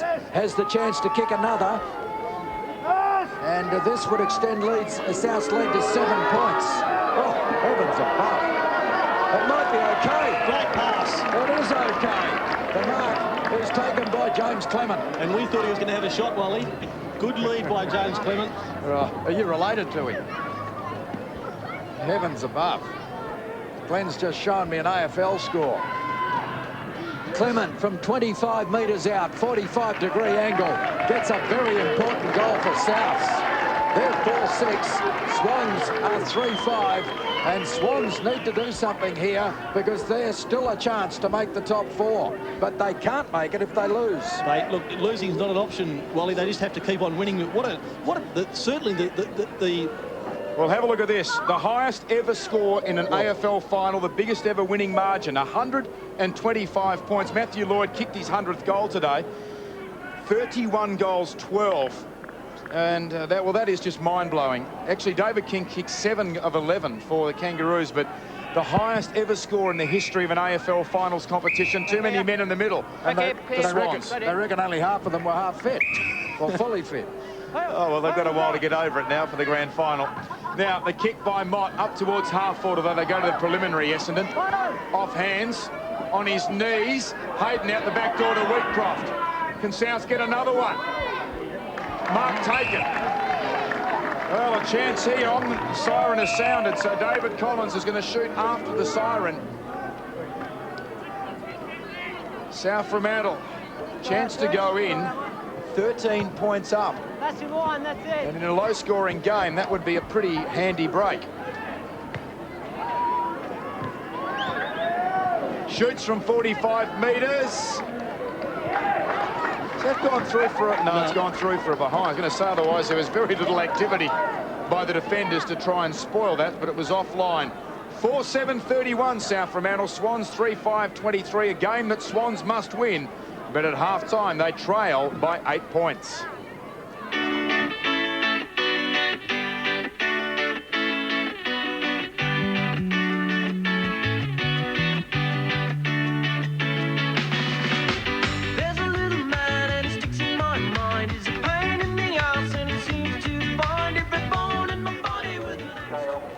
South Fremantle players about to come off as one. We'll be going very quickly to our halftime package shortly. A feature interview with the retiring Guy McKenna. Not retiring an interview, has some interesting things to say. But Phil, an interesting game of football. The standard wasn't there. Swans certainly were better in that second quarter, but they're going to be a lot better, or need to be a lot better in the second half if they're to keep their finals hopes alive. Yeah, we see the goal scorers. They're all singles for South Fremantle. Hunter's got 2 for Swan Districts, but there's no doubt that the standard lifted in that second quarter. That was a good quarter of football. Swans were able to halve South's 16-point lead at quarter time, just 8 at half time, but they did it all in the first half of the quarter, kicking the first 3 goals. They lapsed in concentration toward the end, and South finished off strongly, kicking 2. Well, South have had a lot more of the ball, as you can see, but it's pretty even now inside 50s. But South Fremantle leading here at half-time by 8 points. We'll be back very shortly with the second half of football. But now, Guy McKenna, a man who has provided so many memories for football fans around WA. Let's share some of his memories now, half-time at the footy here on ABC Sport.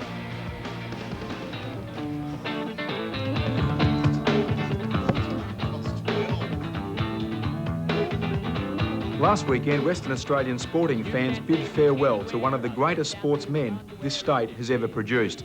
His name, of course, is Guy McKenna, and his career is a long and illustrious one. Starting off with Claremont in the West Star Rules, he graduated to become captain of the West Coast Eagles. And during his career with the Eagles, he was a member of 2 premiership teams, he won the Club Champion Award twice, and he was 4 times named an All-Australian. But at Subiaco Oval last weekend, the curtain came down on that magnificent career. And I'm happy to say that Guy McKenna is our guest this afternoon.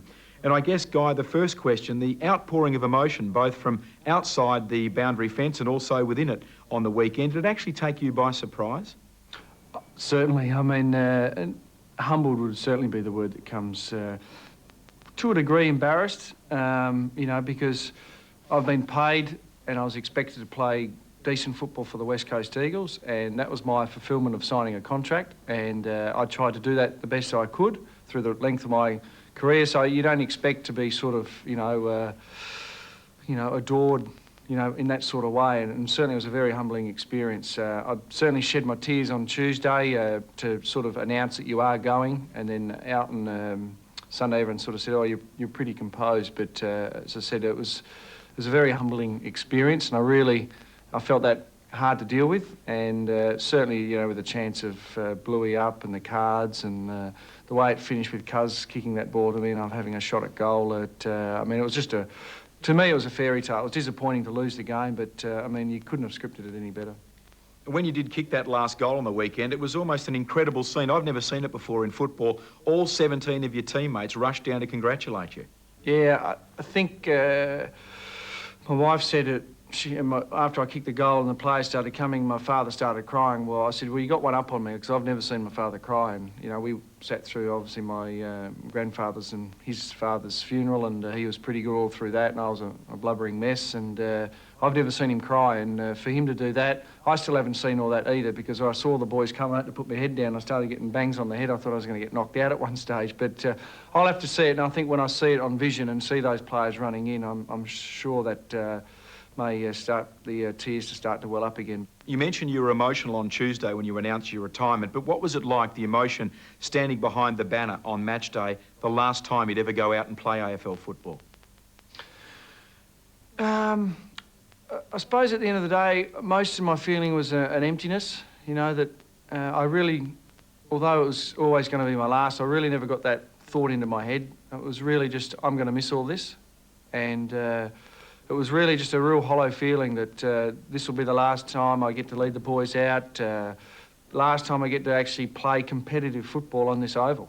I mean, I'm retired. I would never have that chance again. I can't come back. I'd love to come back next year, but I can't. And to know that, it was, you know, just a very empty feeling that here's 13 years of my life gone, of a 31-year-old, so it's over half my life spent playing competitive football. It's finished now.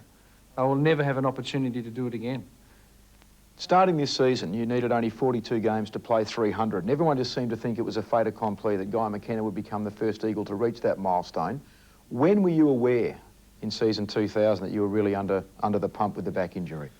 Round 3, I really struggled late in a quarter there, and blokes were getting around me a bit easier than I'd expected, and I wanted them to get around me, and I saw the docs. We had the back x-rayed then.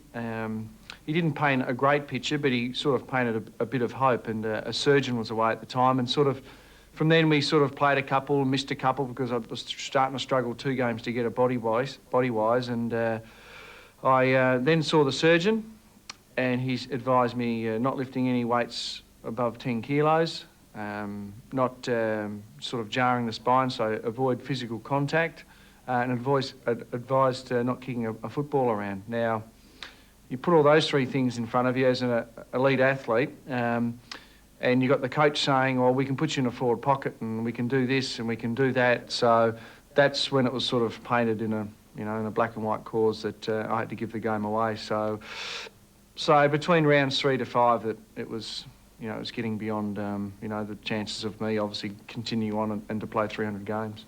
Well, Guy, we've spoken about the present. Let's go right back into the deep, distant past. Can you still remember those early days with the Claremont Football Club? Oh, I do, and Mum used to work at the Bright Spot in those days and go down and cook hamburgers and hot dogs at the footy at half-time, and I used to come there and put my Claremont jumper on and have the kick at half-time and after the game, and yeah, I just always followed Claremont as a young fella, and naturally just wanted to play for Claremont. I was desperate to play for Claremont. You hadn't played a lot of football when in 1988 you were picked up by the West Coast Eagles. 1989 was a pretty bleak year for the club. Many people will remember that afternoon at Windy Hill against Essendon where you kicked just the 1 goal in 4 quarters of football. But since then, it's been all roses for the West Coast Eagles, with the exception perhaps of this season. But are the youngsters aware of just how tough it was back in those days?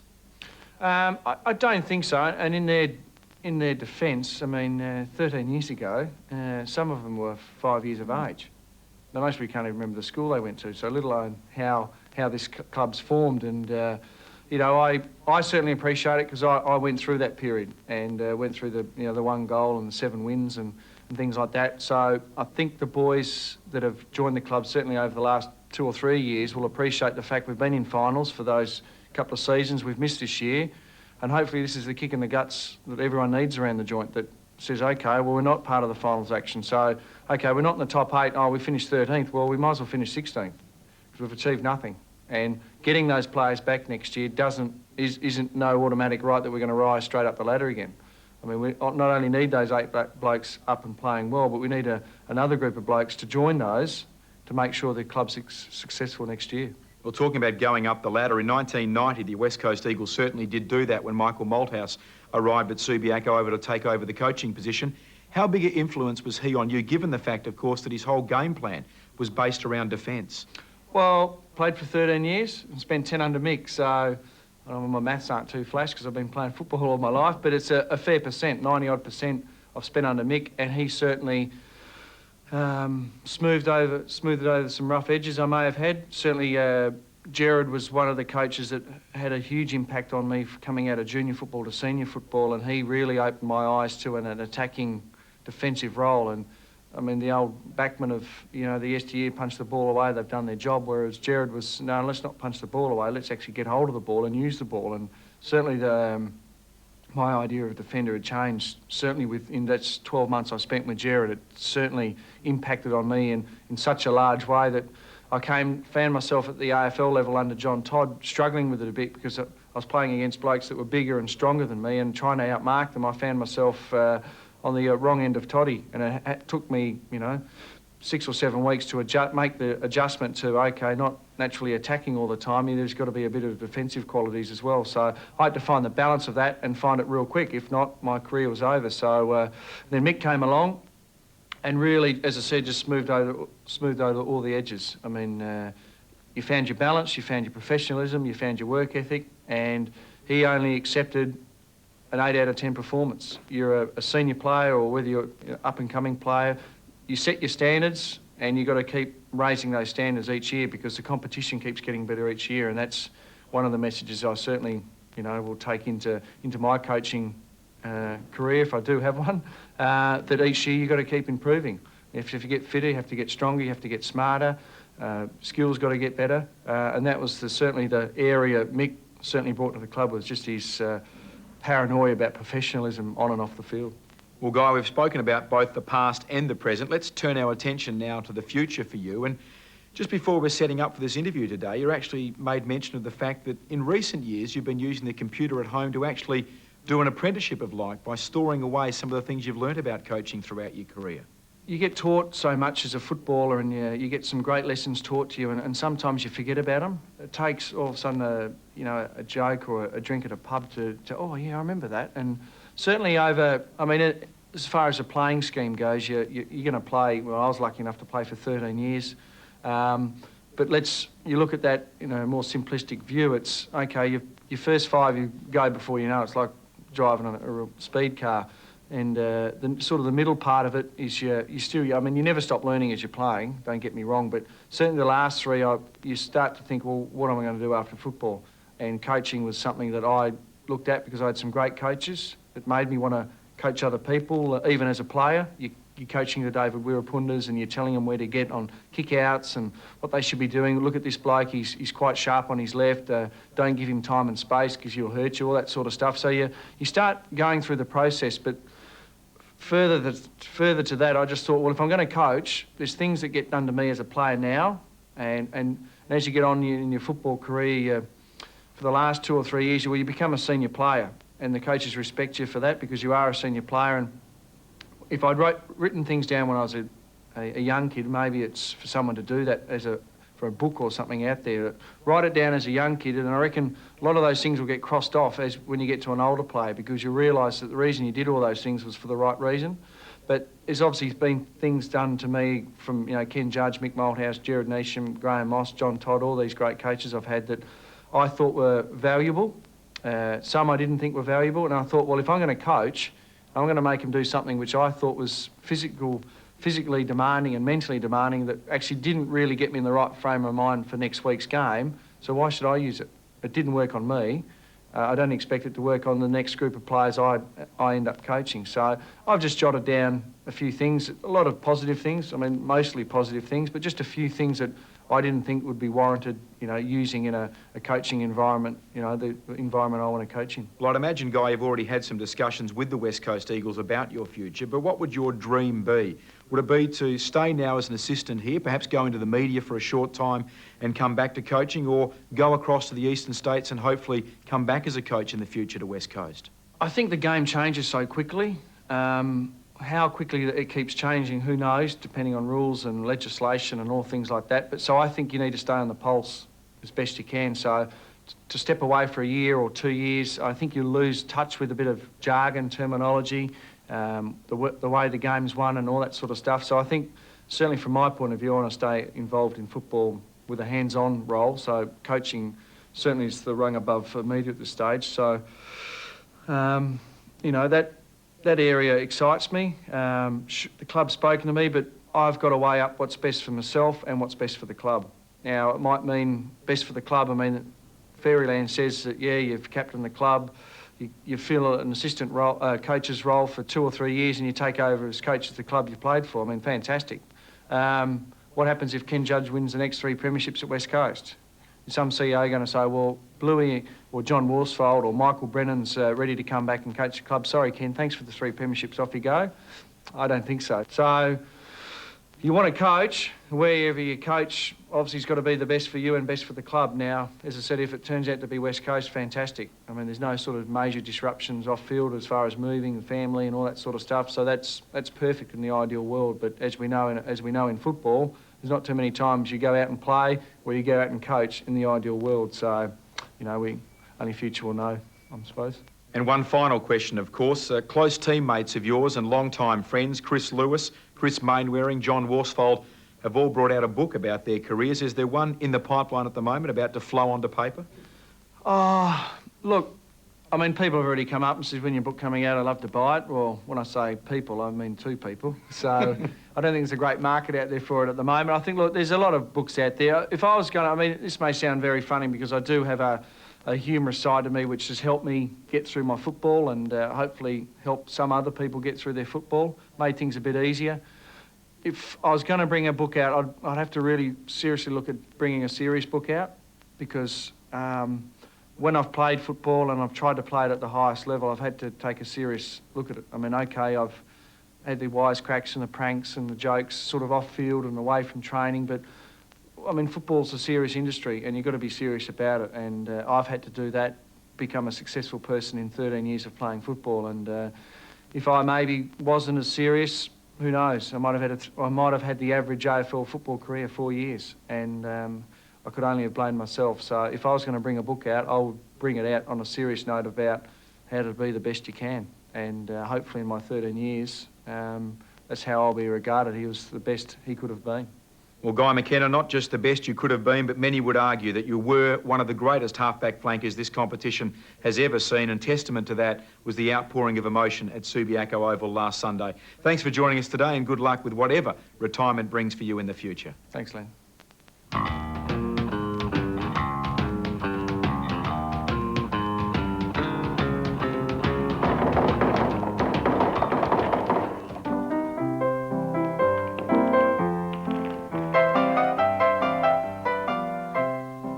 G'day Rod, how you going? Not too bad, Rod. Heard that you like a challenge, so I thought I'd invite you down here to have a game of pool. Yeah, I'm always up for a challenge, mate.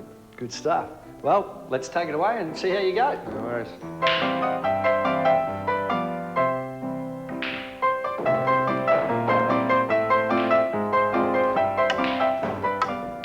Rod, talking of challenges, is that one of the reasons why you left Peel Funded to go to East Fremantle?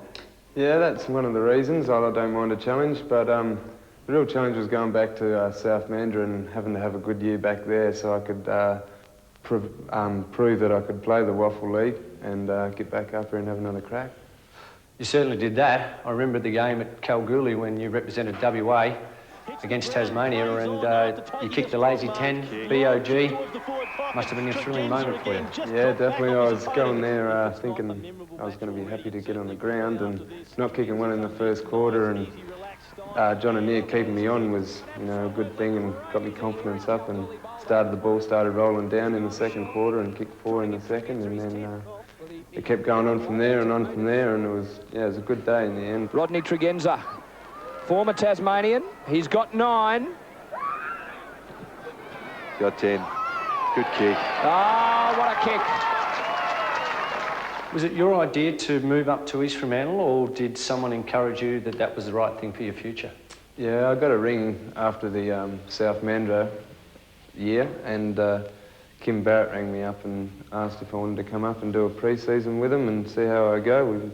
He said, you'll be up here playing league, you don't want to be playing resis or anything like that. Have you enjoyed your football at East Fremantle since you moved?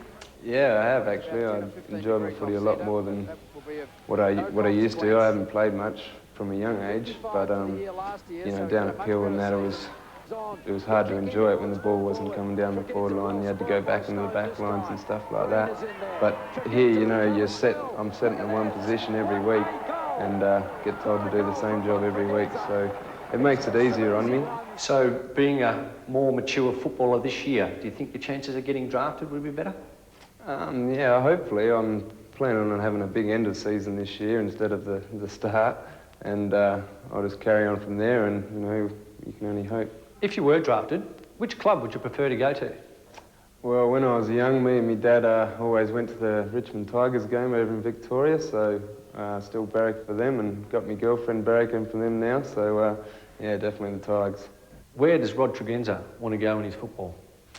In the football, well, yeah, definitely, as I said before, the Tigers and to the AFL, but not just playing there for the one season, be a consistent contributor for the team, and yeah, just mainly, you know, look after myself and my family when we do finish up the career. So, Rod, you're in pretty good form at the moment. Most of the balls have gone straight down the middle. Yeah, I've been a bit lucky, I think. They keep seeming to drop, so we'll keep going, I think.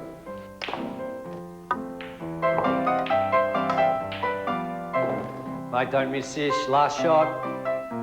Might be in front of goal. You can win the grand final. And that's the ball game. Well done, Rod. Great pull. The good thing about it, though, is you handled the pressure well and I didn't have to drop my pants. Well, maybe next time, mate, we'll have to give it another crack. Cheers. Rod Willett on the losing end once again, and Rod Tregenza, for the second consecutive year, will be the winner of the Bernie Naylor medal for the leading goal kicker in the West Star Rules competition. Just repeating, if you didn't hear earlier today, a mind-blowing result at the MCG in the first of the qualifying finals. Essendon have beaten the Kangaroos by 125 points, the largest winning margin and the highest ever score in an AFL final. They kicked 31 goals, 12 for an aggregate of 198. The Kangaroos 11-7-73. Matthew Lloyd posting 7 to give him 101 for the AFL season. The first player since Jeff Blethen in the early 1970s to kick 100 goals for Essendon, and the first one in the 20-year reign of Kevin Sheedy as coach. Both teams back on the ground here at Bassendean. Don't forget also, as we mentioned earlier today, immediately following our telecast from Bassendean, we'll be bringing you a replay of last night's thrilling National Netball League Grand Final played at the Glass House in Melbourne between the Melbourne Phoenix and the Adelaide Thunderbirds. It is a very, very tight encounter. Many people will have seen the result in this morning's press or heard it on the radio, but we won't give anything away in case you don't know, but it was a fantastic game. And that's coming up immediately after this round 20 clash here at Bassendean. South Fremantle led by 16 points at quarter time. They lead by 8, so their lead was halved in the second quarter. While before the quarter gets underway, some pretty standout performances individually. A lot of players getting a lot of the footy in the opening half. Yes, especially for South Glen. Daniel Dodd has had 16 disposals to half-time, 11 kicks, 5 hand passes. Warner's had 8 and 6 for 14, and Bottrell's had the same figures. Tinsley, 10 kicks and a hand pass for 11. Clement, 8 kicks, 3 hand passes for 11, and 6 marks, most in that second term. Rennick, 8 and 3 for 11, and McGrath, 6 kicks, 5 hand passes for 11. As the game is underway, Edmonds won it down. Barros kicks it forward, so he's back in favour with the coach, Shane Barros. Hawes might have been touched. He played on immediately. Bottrell almost loses his shorts. Chance here for Warner, a hand pass to Tinsley, so possession number 12 coming up for him as he kicks down towards centre half forward, making his presence felt there, Clement. But it went wide of him. Barros gets another possession with a hand pass to Taylor. Players free on the members' wing. Piani there. Then he sets the Shepherd as he hand passes to Kestel. Kestel delivers up towards Carney. Coming across in front. High. Going against Warner. The attempted spoil. He's in trouble, yeah. Hawes. Now let's just see where... Oh, that was the elbow across the side of the head. Well, right in the temple, yes. Glenn. And He's Todd conscious. Hawes is in a bit of trouble. He's conscious. I thought that Todd Hawes gave Swan Districts quite a bit across the half-forward line in that second quarter, but he's copped a bit there from Warner. In fairness, I think he was probably going for the ball. Yeah. Oh, yeah.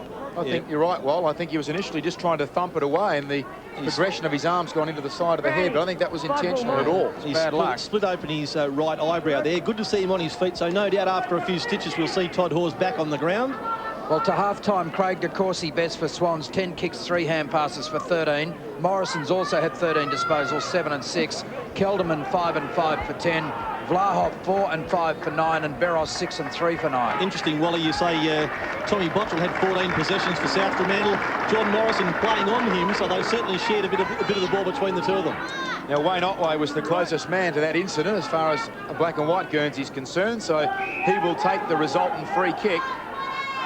Players breaking on the lead from the goal square. Otway hasn't decided to go for any of them. He's still wondering about what to do. And Kestel's floated down to the attacking 50, so a good decision by Otway just to wait to see what would unfold. Kestel has marked, but Swans are kicking into the nor'wester in this quarter. He goes short, almost off the outside of the boot, but Peel able to rescue the mark. And he might be right on his range here with this breeze. He'll kick from about 51 metres. I think it's picked up a bit, that breeze too, Glenn, and he's probably from there kicking straight into it. He's gone short. So they're slowly creeping towards the goal line. This is Bernard Carney. Another 14 short passes and they'll be in the goal square. Well, that's 4 kicks for about 25 metres, I reckon. If that. Bernard Carney has kicked 17 goals this season. He's approaching a milestone, playing game number 96 for Swan Districts. Going back a fair way from the man on the mark. That is a powerful kick. It's not a straight one, though. Or is it? Don't think so. It has missed to the right. There's a few mutterings down there, but a behind. And it draws Swan Districts to within 7 points in the opening 3 minutes of the third quarter. Glenn, I agree with you. He went back a long way and almost kicked from where Otway would have if Wayne Otway had have elected to kick a couple of minutes earlier. Well, neither team has been particularly impressive up forward this year. The leading goal scorer for Swans coming into this game was Piani with 24. He's got 1 this afternoon as Burridge was taken high. And the best for South was Shell with 26. He's not playing. Rennick has 20. And just looking at the scoreboard, it's a further illustration of their problems up forward.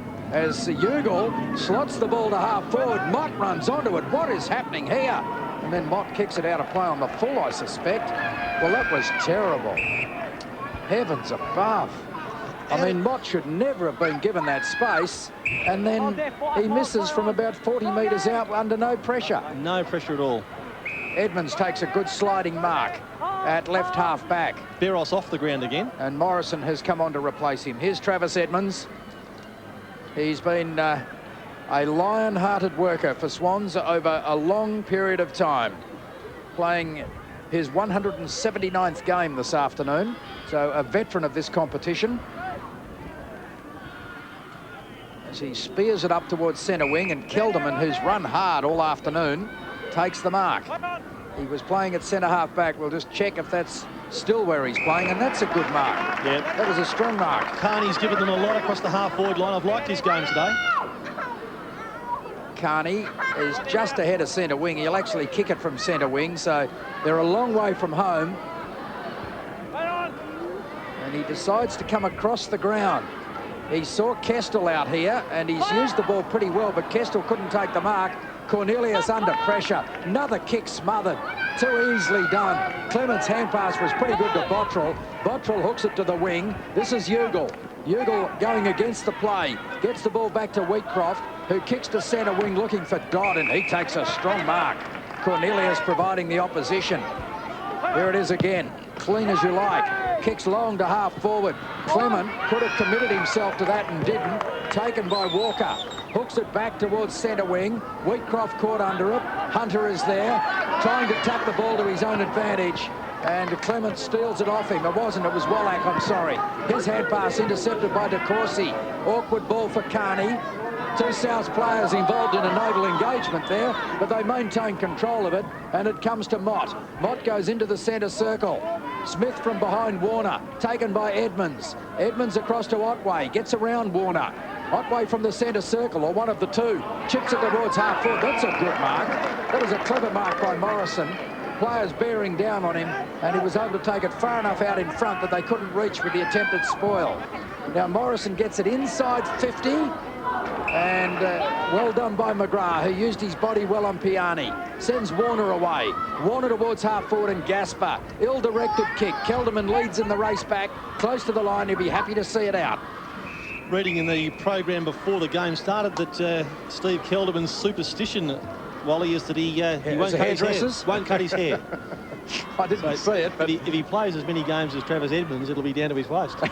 Off camera a moment ago, Tom Bottrell took off his shorts and put on a new pair. The elastic went in that tackle we saw a moment ago just after the opening bounce. I mentioned he nearly lost his shorts. He just had to change them out on the ground as the ball not coming out of there in a hurry. Round 20 of the West Star season. A lot of other games today being played that have a bearing on the composition of the top 4.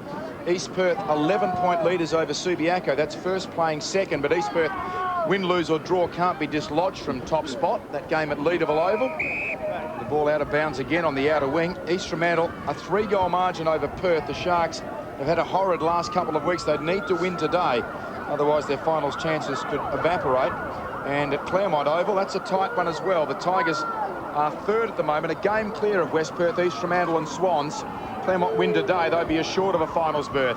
Rennick gets a hurried right foot kick high towards full forward. Clement almost took the mark back there. Chance for Vlahov, but he turns into the tackle by Clement. Loose ball stolen away by Durkee. Onto his left boot, snaps and has kicked a goal. Gary Durkee, a will-o'-the-wisp. He certainly is carrying a bit more beef than in the prime of his AFL career, but he again was able to turn the pace on that occasion. And South Fremantle draw out to a lead of 13 points. In replay, Clement there providing the overhead personnel. Vlahov's hand pass went astray, and Durkee never seems to be hurried or under pressure there. He just steadied, put it onto the left boot and kicked his first for the day. And Glenn, there might have been 42 goals kicked at the MCG this afternoon, but only 8 here in perfect conditions at Bassendean Oval this afternoon. So South's out to a 13-point lead in a low-scoring game, so Swans need to be careful. 5-7 to 3-6. 8.5 minutes played in the third term. Mott to the side of the pack, but it's knocked forward by Swans. Piani pulled off his hand pass. Peel hurriedly to centre-half forward. De Courcy picks it up and has kicked the goal. Swans needed that, and that's a very good goal by Craig De Courcy.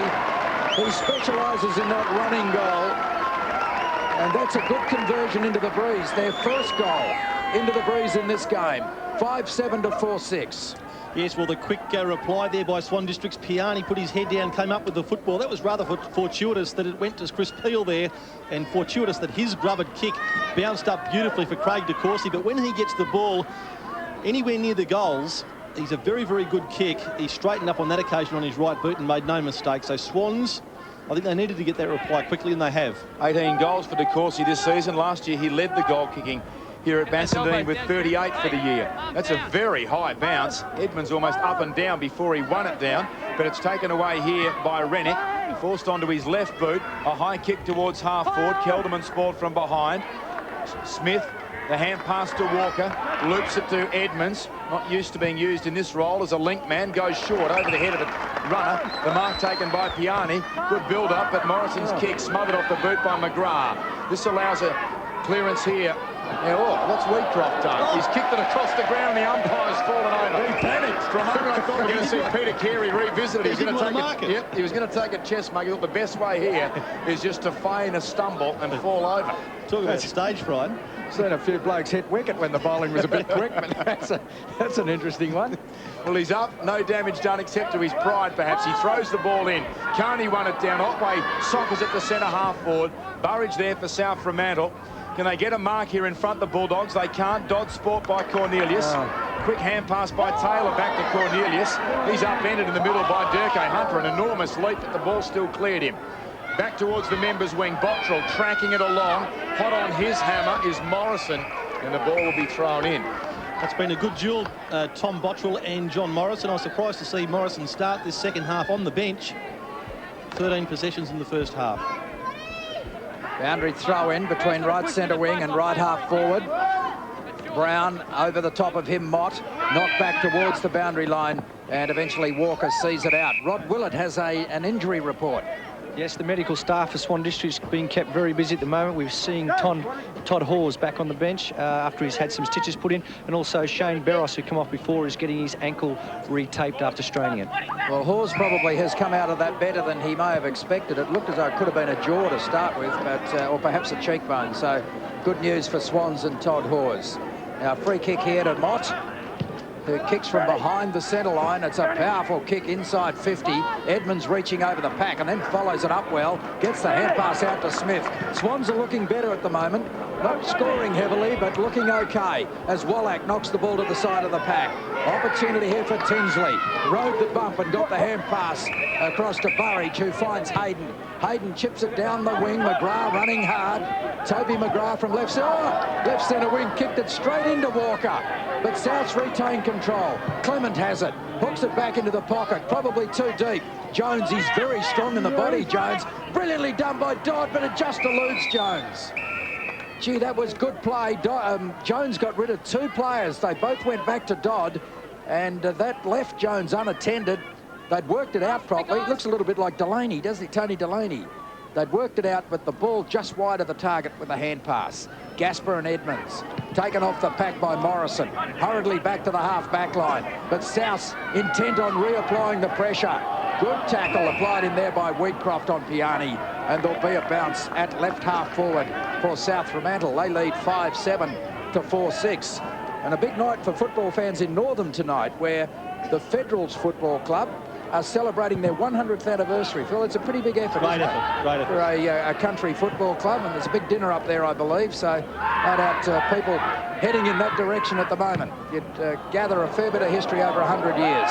High kick back towards centre wing as Piani knocks it to the front of the pack. Smith couldn't pick it up, but McGrath does. Hooks it to the 50-metre line. Charging out again is Kelderman. Gee, hasn't lacked any dash this afternoon. Kicks into the centre square, but reading it best is Collins for South. This is dangerous for Swans. They could be exposed. Comes to Durkay. Too fancy. Puts it to Ugle. He's under pressure, but he's elusive. Back to Durkay. He's under pressure. You should have kicked it, Gary, when you had the chance earlier. It comes to Edmonds. Back to Smith. They're not out of trouble yet, but they're working towards that way. And eventually Walker relieves the pressure for Swans. Great kick. He hits Carney on the chest. Now a long lead being offered, but he's ignored it. He's gone into the centre of the ground. The mark to Otway. Taylor is free. Fumbles, recovers, 50 metres out. Zigzags to centre half forward to Corsi.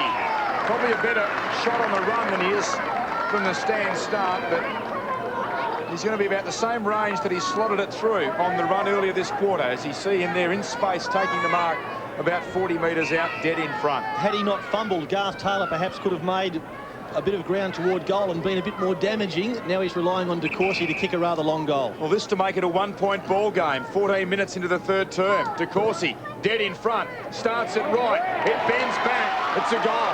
His second, and Swan Districts are back within a point. Yes, well, consecutive goals coming to Craig De Courcy. He kicked one at the 9-minute mark. And now, after this effort by, we see Otway there involved again, short to Taylor. That was the fumble that may have been costly, but he had another option. He diverted away from goal and went to De Courcy, who so often does drop into space. He's clever, loves kicking goals. And if there's a goal to be kicked, he gives himself the opportunity to be on the end of a pass. 5-7 to 5-6. Swans now have worked themselves into a fairly strong position. They're kicking into the breeze in this third quarter. Edmonds being opposed by Butler, who's on the ball. Morrison sockers it off the ground, and maybe he had time to do better than that. Bottrell will get to it first for South. Awkward bounce, and now Taylor applies the pressure. He's pretty quick, Garth Taylor. He's tied it up out there for Swans. The hand pass from Collins over his head is ineffective, and it's gone out of play. So perhaps a couple of wasted opportunities there for both teams. Apart from the first 15-20 minutes of the match, as we see the Bottrell-Taylor contest out there, these teams have been pretty even all day, Wally, and it's difficult to see that there's going to be much of a blowout in the score. Chance here for South to get the ball off the half-back line. Butler has it. Chips it out wide to the wing where Atkins is waiting. He kicks high to half-forward. Edmonds cruising in at the back of the pack. Takes a very good mark. Jones has just come off the ground for South, so I didn't see who replaced him. Durkay. It's all right, he's kicking the other way. Ricky Mott on. Mott went on. There's Clement on the mark. Edmonds taking plenty of time. 16 minutes gone in this third quarter. Spears the ball around the boundary line. And the mark is taken by Garth Taylor. Slowly building himself up in terms of his physique. It'll be interesting to see where his career goes from here. A very diminutive player, a very small player, and at that height you really have to be something special, but he's got fantastic skills, very good pace. Part of the good crowd here at Bassendean Oval this afternoon, enjoying the sunshine, and a very tight contest. Souths are 5-7, Swans are 5-6. We're 16 and a half minutes into the third quarter, And Souths at the moment are kicking with the breeze. That was a good tackle by Taylor. And Souths are under some pressure. Taylor comes back again. Almost stole the ball away. It's taken by Butler. Hooks high towards full forward. Gasper couldn't quite get back to it. Kelderman back onto him quickly. And between the pair of them, they take it out of play. Been a good defender today, Steve Kelderman, showing plenty of dash, as Wally mentioned a moment ago. Loves to go for a run. And I think also Kingsley Walker, since he's gone back into defence, has been responsible for a fair bit of rebound from the Swan District's defence. 17 minutes travelled in the third term. Swan season up for grabs in the next 45 minutes. The ball back over the boundary line, courtesy of Travis Edmonds. Importantly, Glenn, they're going to finish with the breeze, aren't they, Swan Districts? Now, I think it's strengthening. It's certainly going to continue to favour the eastern end of the ground. So they'll want to play very, very tight football for the remaining time left in this third quarter. A lot of players around this ruck contest. Gasper tried to nudge Edmonds under it. He did, then won it down. Morrison didn't make effective use first time. Now socketed off the ground to the pacey Taylor. Runs into the centre square. Over the top of the lead. At the back, Burridge gets the hand pass away to Collins. Collins a hand pass to McGrath. He's got some players breaking to the members' wing, but they go back into the corridor. Galt, hand pass away to Wheatcroft. He'll go short, unattended. They've got the mark at centre half forward. And a chance here for Tinsley to drive them inside. 50 going back. Spoiled from behind was Bottrell on the ground. Walker gets up, all held to him. Durkay tries to fend away Kelderman. Well done indeed. Clever kick around the body has found Dodd. Bottrell's got cramp, and so has Kelderman. I can understand Kelderman, but not Bottrell at this stage in the game. It was brilliant play. In fact, he's going to come off the ground, Bottrell, it looks like. That was brilliant play by Durkay, because he fended away Kelderman with the left hand in the chest and still had the skill to drop the ball on his boot with the right hand and kick it around the corner to this man, Dodd, who's had a very prolific afternoon. And now, can he add a goal to his tally? I think he can. He's put it through. Goal to South Fremantle.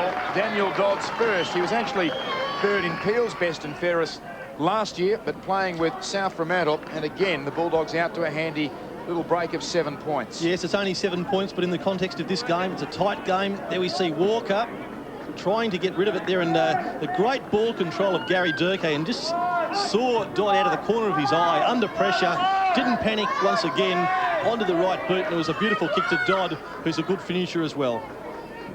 Well, he's all-class, Durkay, and at this level, if he can get himself fit, he's a match winner. Chance for Dodd again for Souths. Touch ball is the call from the umpire as it goes down towards half-forward. Opportunity here for Gasper. He's only about 35 metres out from goal. It'll take a good kick. He's pulled it across the face of goal, and Mott in the pocket has taken a good mark. He's thinking about going. The umpire's now blown time on. There's Gasper. Now, it'll take a pretty good kick from here. Mott from Corcoran Dumble-Young, playing only his 15th game, just 19 years of age. He's a really big fellow. He's just edging out a little bit. Oh, look at it. He has improved his angle by about 10 degrees. Yeah. And around he goes now, and he puts it right across the face of goal and out on the full. Well, he's missed that by about 15 to 20 metres, while his last 2 kicks on goal have been out of bounds on the full. So he can improve on that. Wasn't a good effort. Cornelius will bring the ball back into play from the back pocket. The master of the understatement. Gets the ball outside 50. And Edmonds, who's playing a pretty good game for Swans, the opposing ruckman, takes the mark at half-back. And this is the area of the ground where he's taken several of his marks. Up towards Hawes. Cut above the eye earlier in the game in a marking contest. The kick back towards centre wing. Carney up at the back, couldn't take the mark. McGrath steals it away, reapplies the pressure for South, and here he is again, making that half-back flank his own at the moment. Travis Edmonds gets it to Kelderman, who kicks up towards centre wing, and Hislop is content to palm the ball away from Atkins and put it out of play. Gee, that miss by Mott there really was a let-off for Swan Districts, because they would have trailed by 13 points had he kicked that goal. And that would have been, well, pretty significant lead at this point in time. Throw in on the outer wing. Jones is back on the ground, but he's taken in a standing tackle there by Taylor, and will have a bounce. So we're inside time on now in the third quarter. South Fremantle, a stirring 9-goal win over East Fremantle in the last of the Fremantle derbies last weekend. Gave them confidence coming up to Bassendean. Hislop, kick knocked down. Taylor gathers. Left footer into open space at left half forward, but getting into that space, McGrath takes the defensive mark for South Fremantle. Getting the better of Mark Piani. Goes short, down towards centre half back. Tinsley marks, turns and plays on. Tinsley, a low-level drop punt up towards half forward in the lead of Gasper. Gets an awkward bounce. Was knocked down there by Morrison. Gathered by Edmonds. Back to Morrison. Well tackled by Dodd. Can Cornelius keep this one alive? He does near the boundary line. Tackled by Tinsley. The ball has gone out of bounds. He's been quite good, Glenn, Tinsley. Yes, he's been, for a player who's played the bulk in defence, he's got a lot of the football today. In fact, 16 disposals with 6 marks. Formerly from the Western Bulldogs. As is Matthew Pearce, who had a very good start to the season for South Fremantle, but not in the league side today. Ball near the boundary again. De Courcy hitting in the wrong direction for Swans. Hand pass picked up on the bounce by Atkins. And in the end, it's slapped along the line by Dodd. And another throw in. There's Darren Rennick, who's done a fair bit of running this afternoon. Some people have brought their own chairs to Bassendean Oval. Good crowd it is too. Atkins stayed down. Edmonds flew. Atkins won the contest. Kicks it with the left boot. Fickle bounce. Beat a couple. Kelderman's ironed out back there by Rennick, who receives the hand pass. Gets it out then wider still to Gaspar. On in turn. This should be a goal to South Fremantle, and they get it through Travis Hall. Well, Ricky Mott has missed 2 to that end of the ground in this quarter, but now Souths have got their 7th. And they have. Phil Lamb got that handy 13-point break approaching the 24-minute mark of this third term. Yes, a very well-timed goal. Rennick physical earlier on in that passage of play there. Gasper involved as well, and Travis Hall, who probably hasn't had more than 2 or 3 possessions. In fact, well, that's certainly his first goal, but it hasn't been in the action much. But a very important goal because, as Glenn said now, it's 2 goals, 1 point. And in fact, he's only had the 1 kick and 1 handball, is it? Been on the bench most of the game, hasn't he? So an important part of the game now. Swans can't afford to concede another goal. It's been a very low-scoring game.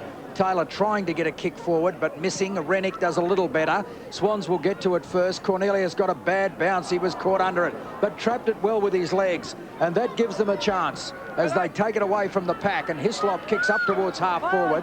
Carney spoiled from behind. Collins has it for South. Feeds the ball out to McGrath, who's had a terrific third quarter. Kicks back towards centre wing, and Atkins takes the mark, just holding it up. Sends a wide hand pass in the direction of Burridge. Burridge almost run down from behind. Kicks high towards centre half forward. Chance at the back of the pack for Swans. They can't afford to make a mistake here. The hurried hand pass is cut off. A hand pass from Clement, and Smith tumbles it out towards the boundary line.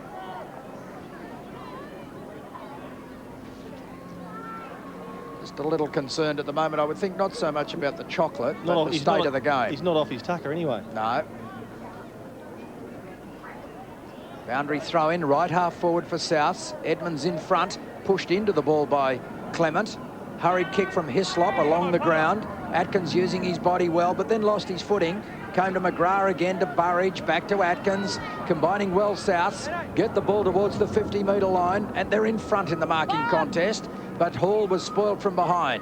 Swans with the numbers around the ball, Souths pick it up, but eventually it's fed over the line, and there'll be another throw in at right half forward for Souths, and that's a tight one between the top 2. Subi just in front of East Perth, 18 scoring shots to 14. Perhaps should be further in front. East Fremantle are in front of Perth, not by a lot, and that's crucial for East Fremantle, that game, as Souths run the ball forward, and the kick on goal floats across the front of goal, carries Mott, and is through for the minus score. So the margin here creeps out to 14 points. So Wayne Otway coming off the ground just a moment ago. As we see the Claremont score there. Claremont, the master of West Perth at this point in time. Well, that will mean Claremont will be third and will have secured a spot in the finals. No doubt about that if that trend continues. And West Perth and East Fremantle will go head-to-head at Arena Joondalup next Saturday. And Swans will need a draw to get in between those 2 teams. So our televised game next week at Arena Joondalup between West Perth and East Fremantle will determine who makes up the top 4. Now, the battle-scarred Hawes kicks the ball down towards the members' wing. High bounce, one down out of midair by Collins, and his knock ended up with Burridge, who kicks long, running with the flight. Mott runs into the goal as he kicked that he has. Almost took out the left goalpost in the process. Tell you what, the goalpost would be feeling it too, because if you got hit by Ricky Mott, you'd know about it. 8 goals on the board now to South Fremantle.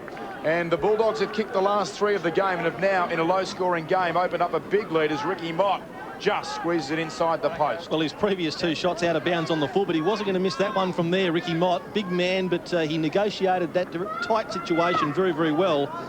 And as you say, Glenn, Swan Districts, they're going to need every bit of that breeze in the final quarter to help bring them home, because South are playing a good brand of football at the moment. And the breeze actually looks as though it may have dropped a little. The flags certainly not fluttering as hard as they were, as vigorously as they were, as Peel gets a kick forward, and it lands favourably this time with Carney.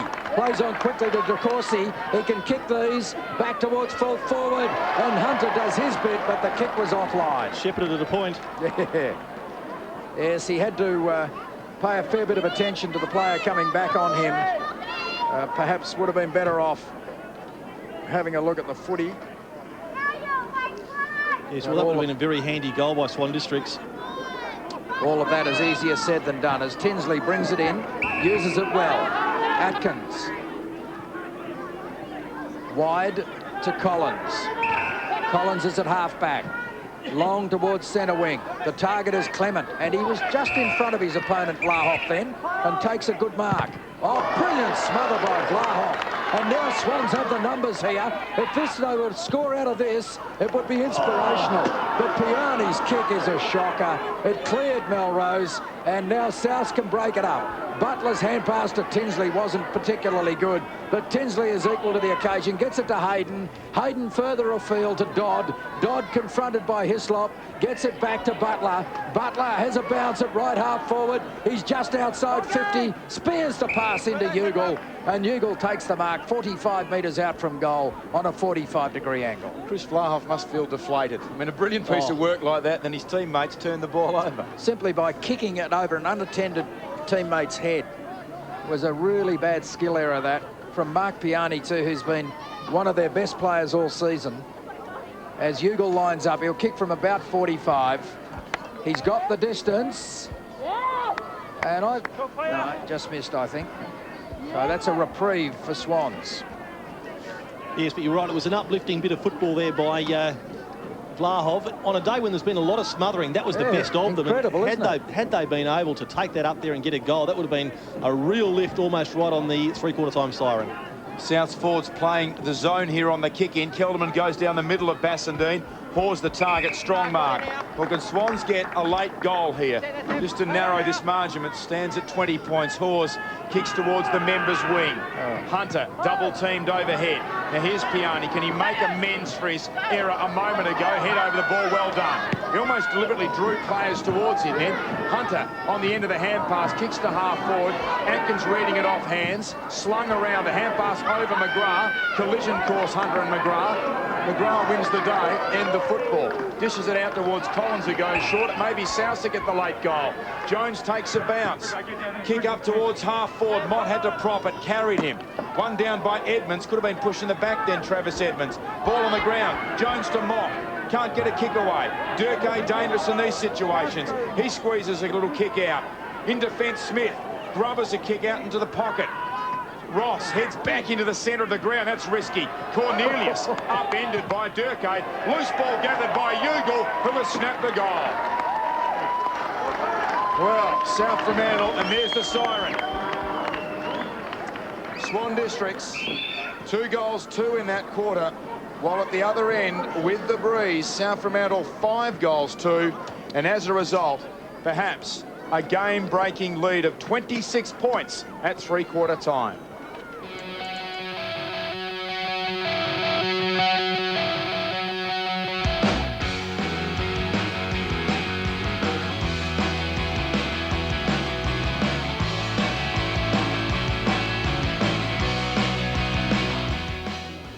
Well, it's going to make it very tough home now for Swan Districts. They trailed at every change today by 16 points, 8, and now 26, with Kieran Ugle snapping that goal from 40 metres out right on the siren. Let's have a look at the goal kickers with a quarter remaining here in this round 20 fixture, the second last of the home and away rounds. All singles for South Fremantle. Ugle creeping onto the list there on the siren. De Courcy and Hunter 2 apiece. Piani with 1 for Swan Districts. The inside 50s were pretty tight at half-time. They were almost dead square, but again, South Fremantle, with the agency of the breeze, have pulled away in that regard. They've been inside 59 times more than their opponents, and they've also used the ball around the ground some 39 more times. We mentioned at quarter time a 16-point lead to the Bulldogs. That was cut in half. They led by 8 at the half, but now Phil Lamb, they're going to turn for home with a 26-point lead. Yes, very, very handy. How crucial was that goal by Ugle? A very good goal, mind you, a great snap. Swan Districts were right under pressure down there. I think Nathan Smith was right in the middle of things there, and also Ross, but they were under enormous pressure. Great snap by Ugle. Peter Sumich addresses his players there. Swans have only kicked 5 goals. They need to kick 5 goals to get themselves back in front. Now, Swans have got a lot of support here today. There's a huge contingent of fans around John Todd, who's addressing his players right in the core of that huge circle of people there. But John Todd's really going to rely on the emotion of the players to get themselves up in this final quarter, because 26 points in the context of this game, a low-scoring affair, is quite a substantial break indeed. And the Swan Districts players are going to need more than just the breeze. They're going to need a lot of emotion to get themselves over the line and keep their season alive. Well, don't forget, you have an opportunity to join the teams that will be contesting the grand final. You can do it in the luxury of a corporate box at Subiaco Oval. We've got 3 ways you can get there, one of which is the Sing Your Song competition. Send us a VHS videotape copy of your team's theme song, care of ABC TV Sport, GPO Box 9994 Perth, WA 6848. The winner gets the corporate box for the grand final. You can also get there courtesy of our game day ball competition. Gary Durkay involved a moment ago in the goal that resulted off the boot of Kieran Ugle. But with which 2 AFL clubs did Gary Durkay play? The most recently was up until about round 7 this season.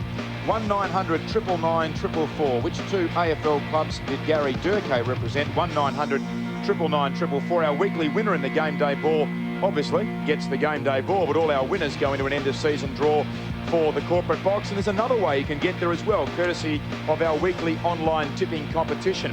You only have next week to go. abc.net.au/Weststar.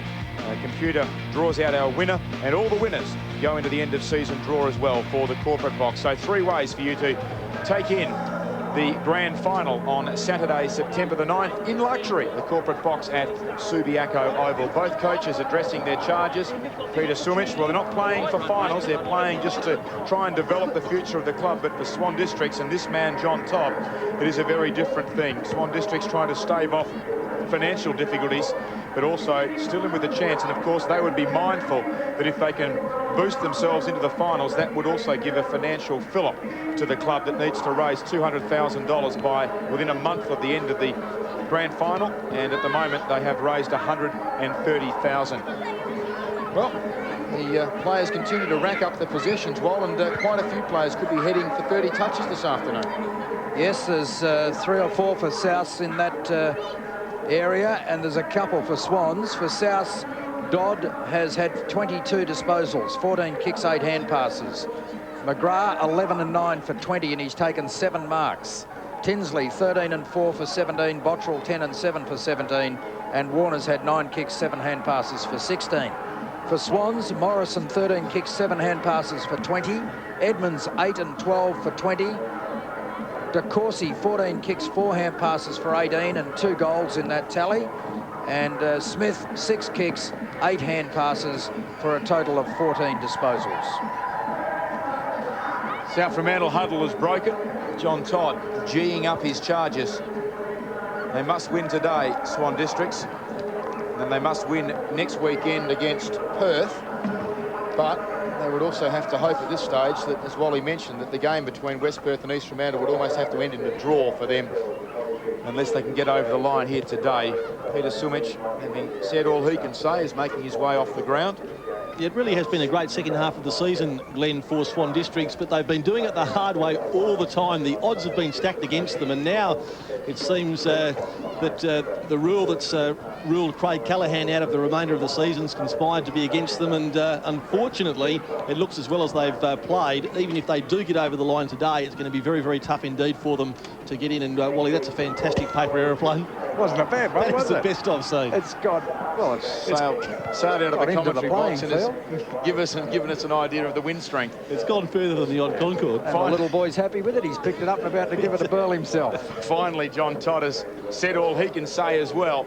And now, Swan Districts, well, they've still got a game to come, win, lose or draw today, but the season may grind to a halt effectively in half an hour's time if they are not successful. That little child down there is not quite sure where that paper plane has come from. He's got our official stats. Sam Tomeo, he does such a good job supplying our stats, and in the end they get literally thrown out the window. John Todd is with Rod Willett. John, you must have been very disappointed in that last 10 minutes when South kicked those 3 goals. Well, each quarter South have kicked the last goal. Yeah, disappointed. The players are not on song today. They seem to be a little bit out of sorts. Now, whether that's the week's bye, I'm not sure. I'm not going to make excuses for them, but it'd be sad if they don't finish the game, irrespective of the state of it, win, lose or draw. I'd expect them to play the last quarter, otherwise I'd be terribly disappointed. And I think they will be also, but there's no disappointment at the end of the game. We've got 30 minutes to be able to do something, and hopefully they'll have a fair dinkum and go at it. You asked all the players for a big effort, and then you basically mentioned the crowd and about everybody turning out today. Will that get them over the line? Well, I hope so. I'm not sure what Sparks have got a lot of guys when they're not having a good day, but they've got to find something. That's the character of the people who play this game. If they find something when they have to, well, they're going to go forward. If they just sulk and just drop the, spit the chewy, we're in a spot of bother, aren't we? So we'll see what happens in this last quarter. Thanks, Rod. Thanks, Sean. John Todd on the boundary line, and he really has become an ambassador for the sport. Well, I mean, if we think back at the days in his early coaching career with the AFL, he didn't always have the greatest public face for football, but he's almost the elder statesman now, and he really does do his best to promote, in particular, at this level of footy in WA. I think that's a fair comment, Glenn. I actually noticed a change after he went back to West Star from the West Coast Eagles stint. I thought that he really was a contributor then, but it's got better as he's gone on. And since his premiership at South, I think that was a real milestone for him, something that he really cherished, and his contribution is outstanding, there's no question. Well, Swan Districts playing for their football future in season 2000. One of the umpires is streaming down towards the Midland end goal. There's some push and shove down there, but the ball's been bounced back in the middle. A chance here for Dodd gathers. The hand pass away. They cannot afford to concede the first goal here, Swan Districts, as the kick went forward there off the boot of Butler up towards full forward. Durkay, clever, has players at the top of the goal square, one of whom is Ugal, and should be now just a matter of course that Swan Districts, Phil, are going to concede the first goal of the last term. Yes, well, this will be his second goal in the space of about 20 seconds as far as actual playing time goes, because he kicked his previous goal right on the siren. And he'll make no mistake from here. He's a clever player. This is his 8th kick, 4 hand passes, and he's coming in for his second goal. And he puts it through, and now it makes it very tough. The margin, 32 points. So they would need to kick 6 unanswered goals, and Swans have kicked only 5 in the opening 3 quarters.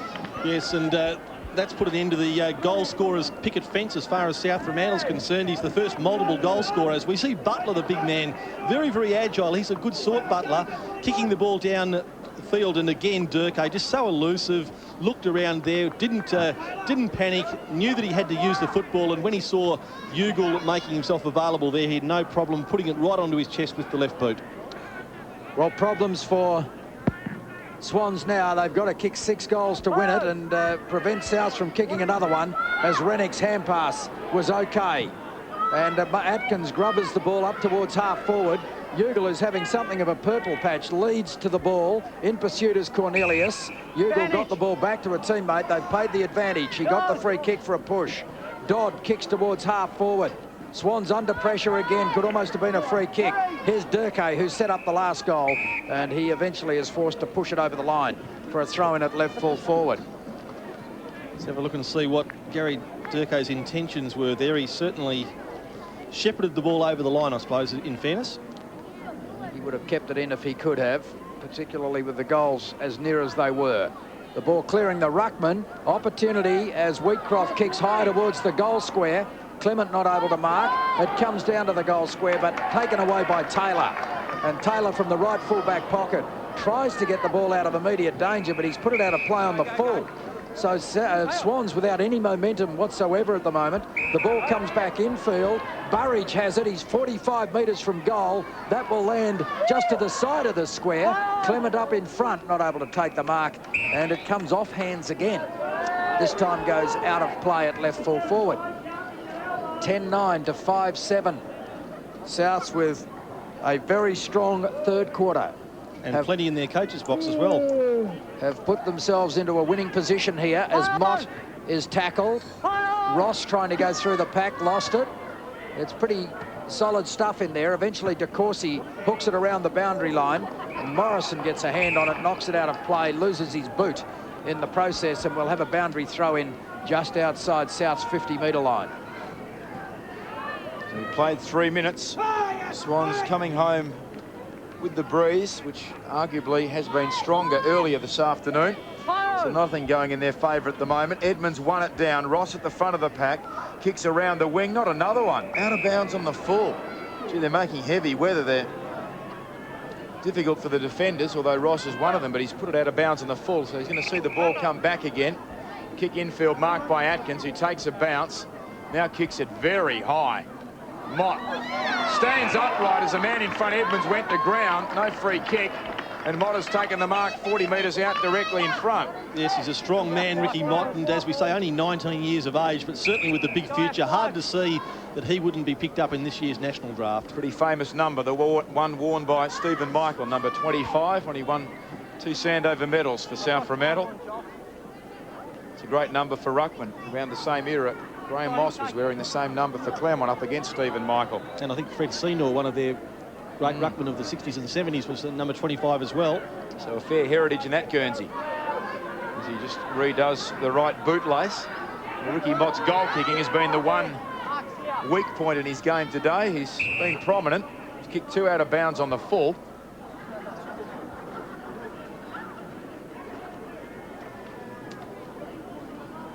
Graham Farmer, 25 as well, Walt, in your day. Got a good memory. Brian France too. Mott, not a ruckman, but dead in front. Not a very attractive kicking style, but he's put it through. Seemed to drop it from a long way up. And on a day where there's a bit of breeze, that's always fraught with danger. But now he's swamped by teammates, and one fancies, Phil, that Swan District's aspirations for a top 4 berth have just gone out the window. Yes, I think so. South Fremantle have been too classy for them today. They've matched them in the physical stakes as well. And we see Marty Atkins, he was going for the record in height there, I think, with that kick. But Ricky Mott, he's been one of their impressive players. Very, very strong, taking a good mark and then going back and converting. So that pretty well does snuff it out for South Fremantle, for Swans. Michael Brown about to come back on into the action, but Ricky Mott, deservedly so, was very happy with his effort. Atkins and Edmonds. Edmonds caught under the ball. It was actually knocked down by Jones. And Swans get the ball towards half forward, but they're outnumbered back here. Kestel with a pretty solid tackle. In fact, he picked his pocket. Comes away with the ball and then miskicks badly, but it lands with Taylor. They were a little fortunate then, Swans. They need to get a couple of quick goals, just give themselves a bit of spirit here. Taylor uses it well, picks out Piani, and Piani will shoot for goal from about 45 metres out. He's had a tough time of it, Wally, in the second half, because his opponent, who just eludes me just at the moment, has been very much on top of him. They need a goal. It's a good kick, beautiful kick from Mark Piani. And so they finally get their 6th. Piani has 2 of the 6. And they start to make a little bit of progress on the scoreboard, but they need another 5 in a hurry. Yes, it was Toby McGrath that I was trying to think of course, who's been very good in the second half.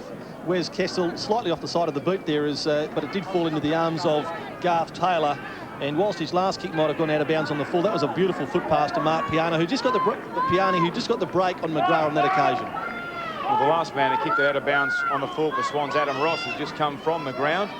Not sure if it was for that error, but he's on the bench at the moment. There's the ball back in the middle. 2 veterans, Edmonds and Atkins, go up against it. They've played nearly 400 games of West Star footy between them. Chance here for McGrath. His kick, though, stolen away by Morrison. Stand, start, drop, punt. Over the back, can Swans manufacture something? Oh, Kelly's given away the free kick.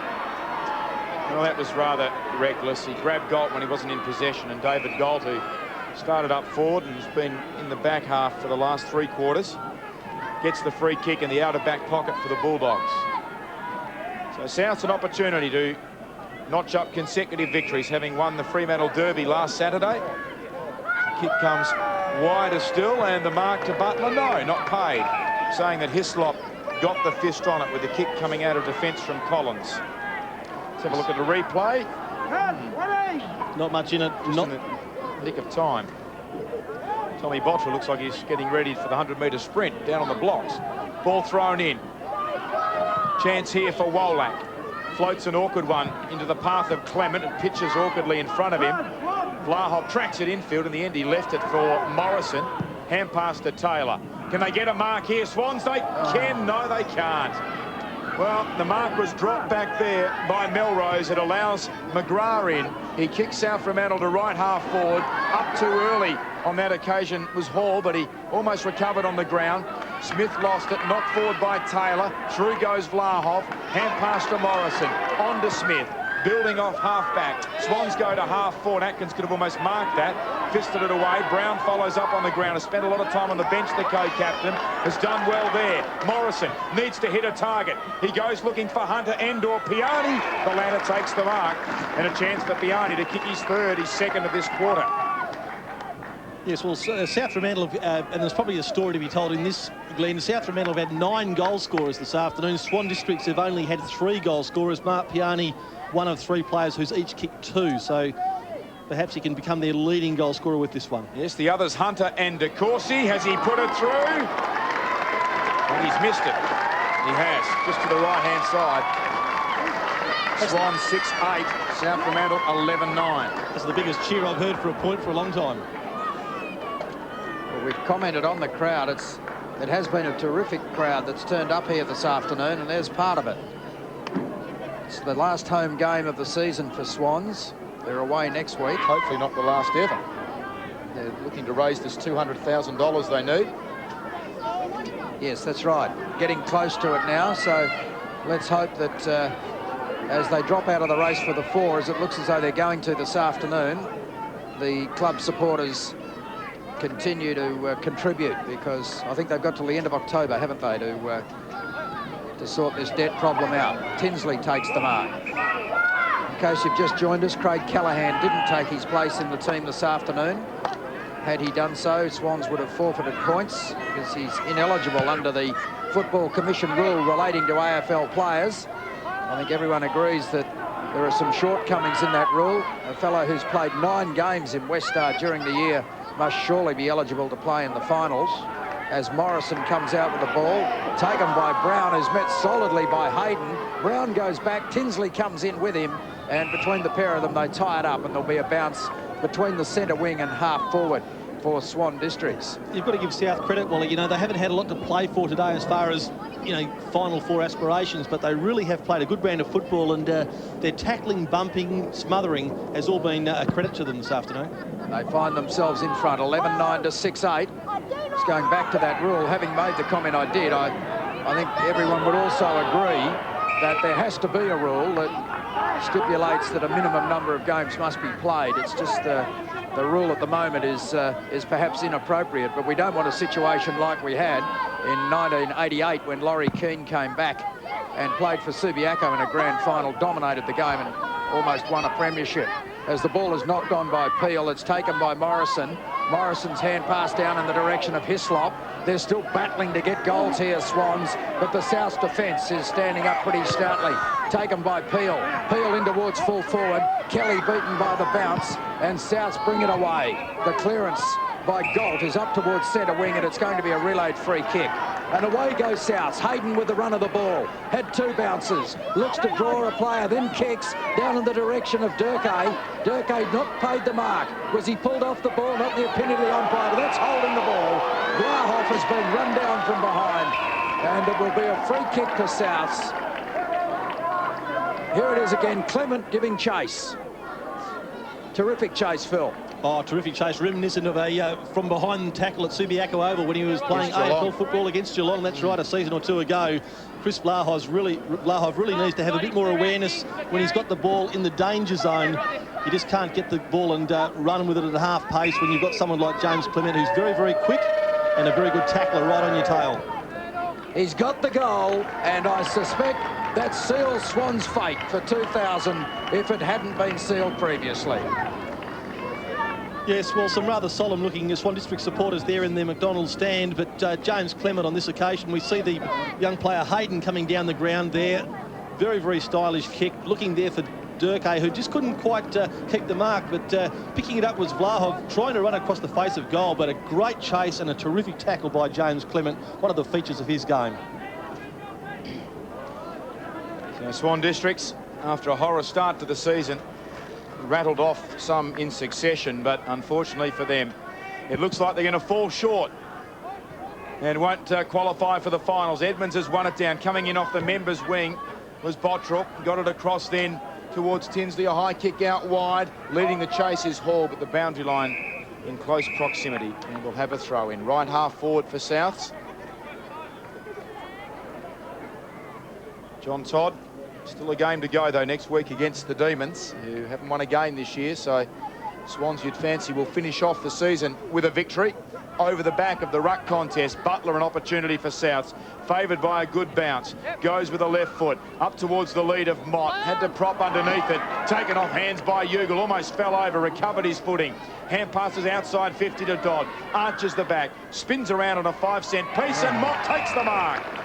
Tell you what, once he gets in front, Phil, he's almost impossible to get around, over or through. He's got a huge frame. Obviously, that match up there, Craig de Courcy, in this instance, he was the player who was just happened to be on him at the time.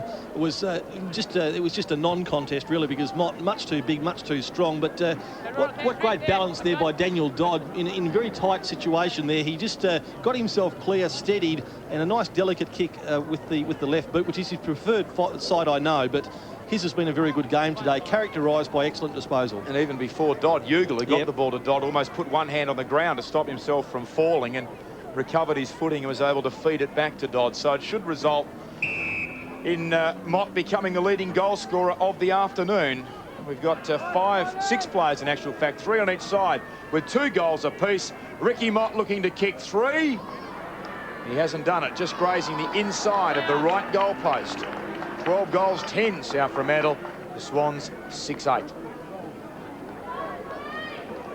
Well, Mott certainly would be well satisfied with his game because he's taken some very, very strong marks, and at any level of football, and I'm assuming he's going to develop as a young man already. He's going to be a headache for opposition teams because he's a marking player who was going to create a lot of havoc up forward. Been some good players out of that Cooker and Dumble Young area, hasn't there? I mean, I think that's the area where Ross and John Ditchburn came from, and Alan Mycock, who was a champion ruckman for Claremont and Western Australia.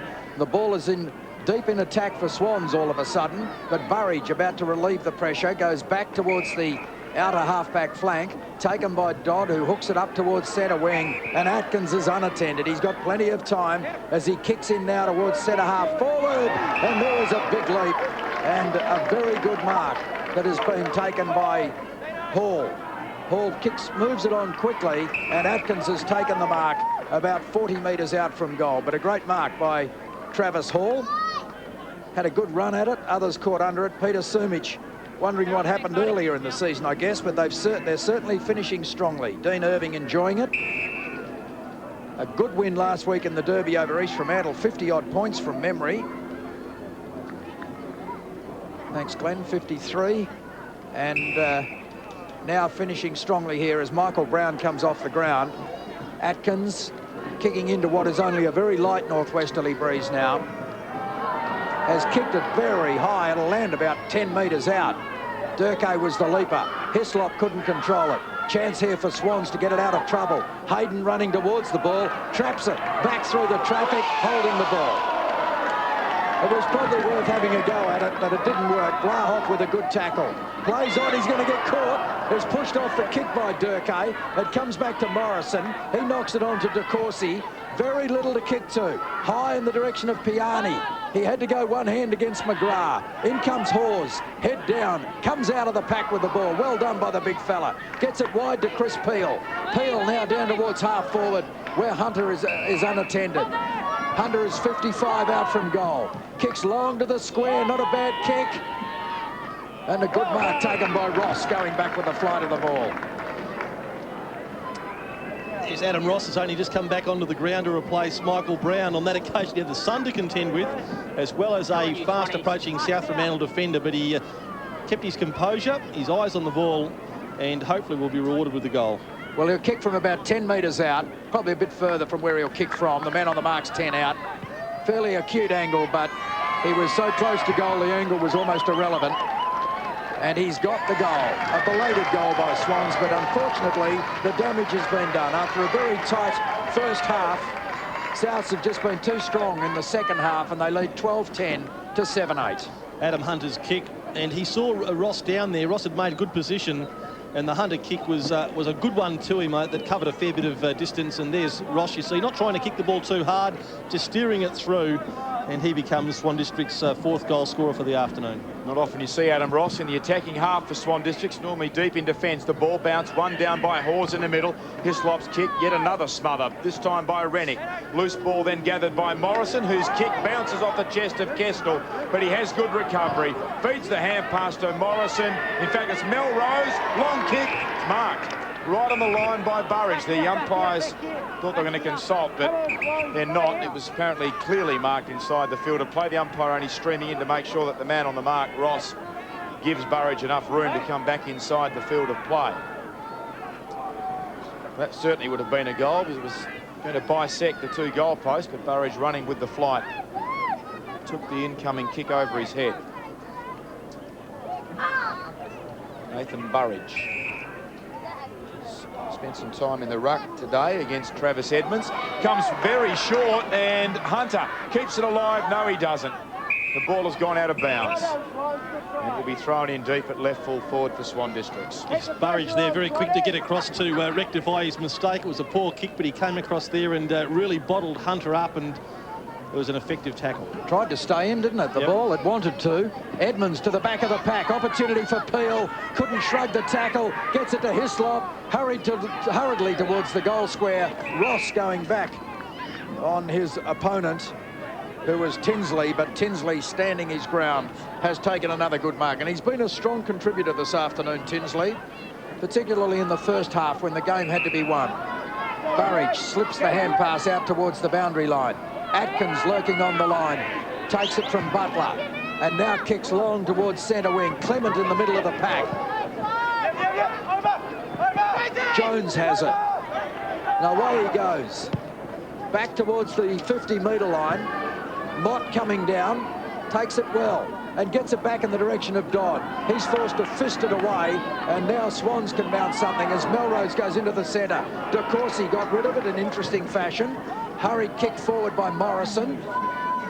Wallach over the back is able to spoil. Taken by Kelly to De Courcy. He's only about 35 metres out. Needed to pick it up the first time. It comes to Kestel. That's a great goal. Terrific goal by Kestel. Almost a standing start. Hooks it back and gets Swans 8. They're 8-8, trailing Souths, who are 12-10. Yeah, well, the support is full of appreciation for that effort by Wes Kestel. It was just a good perseverance by Swan Districts. They're not going to lie down, as we see De Courcy there putting his head down and getting it off to Wes Kestel, snapping with the left boot. Good-looking goal. And John Todd, I'm sure at three-quarter time, he said to Rod Willett that he wanted his players to fight it out, and despite the fact that they're going to be beaten, they are not going to give in until the final siren, that's for sure. 82 playing 56. In time on in the final turn. Don't forget, immediately following this coverage from Bassendean Oval, the replay of last night's thrilling grand final in the Women's National Netball League from the Glass House in Melbourne between the Melbourne Phoenix and the Adelaide Thunderbirds. Hope you can stay with us for that. Bottrell gathers the ball on the outer wing, goes out towards left half forward, and the mark paid. Yes, Ugle has been awarded the mark in front of Smith, much to Smith's disgust. Ugle gathers the ball and heads infield. Big leap from behind by De Courcy, almost stole it away. Taylor tried to tap it to his own advantage. Now coming out in defence, Walker with a full head of steam. Hand pass to Hislop, who wants to go for a run. Two bounces, he's in the centre square. Had a couple of players going alongside him, opted not to use them by hand. Goes to Hunter on the lead. Loose ball then gathered by Melrose, kicks hurriedly to full forward. But on this occasion, the ball has been broken up back there by Tinsley, who tumbles a punt to the wing. They're in business, but stays in for Butler. He keeps it in. He's got a player some 20 metres forward. It's accepted by Hall. Skirting the boundary line. He kicks Ryan Atkins on the lead, slides in, drops the mark. Ball to be thrown in. We haven't seen a lot of Butler this year, Glenn, but he's on the Fremantle Dockers list, and on the basis of today's performance, you'd have to say that he's got a fair bit of skill and a bit of a future with the Fremantle Dockers. Good size and some good skills. There's the situation at Leederville Oval. Subiaco well in front of East Perth, so that makes the finals interesting. As Hayden takes the ball, chips into the pocket, and Ugle again sticks up those tentacles. Oops. He wants to be careful or he'll lose it, but he didn't like the treatment that he got from Smith, and he's just letting him know that that's twice he's outmarked him in the last couple of minutes. Now, this is a very tricky angle, particularly for a right footer, but we've got a terrific camera shot. Will he kick it straight or will he try and bend it back? He goes straight for goal and just pushes it across the face. For a goal.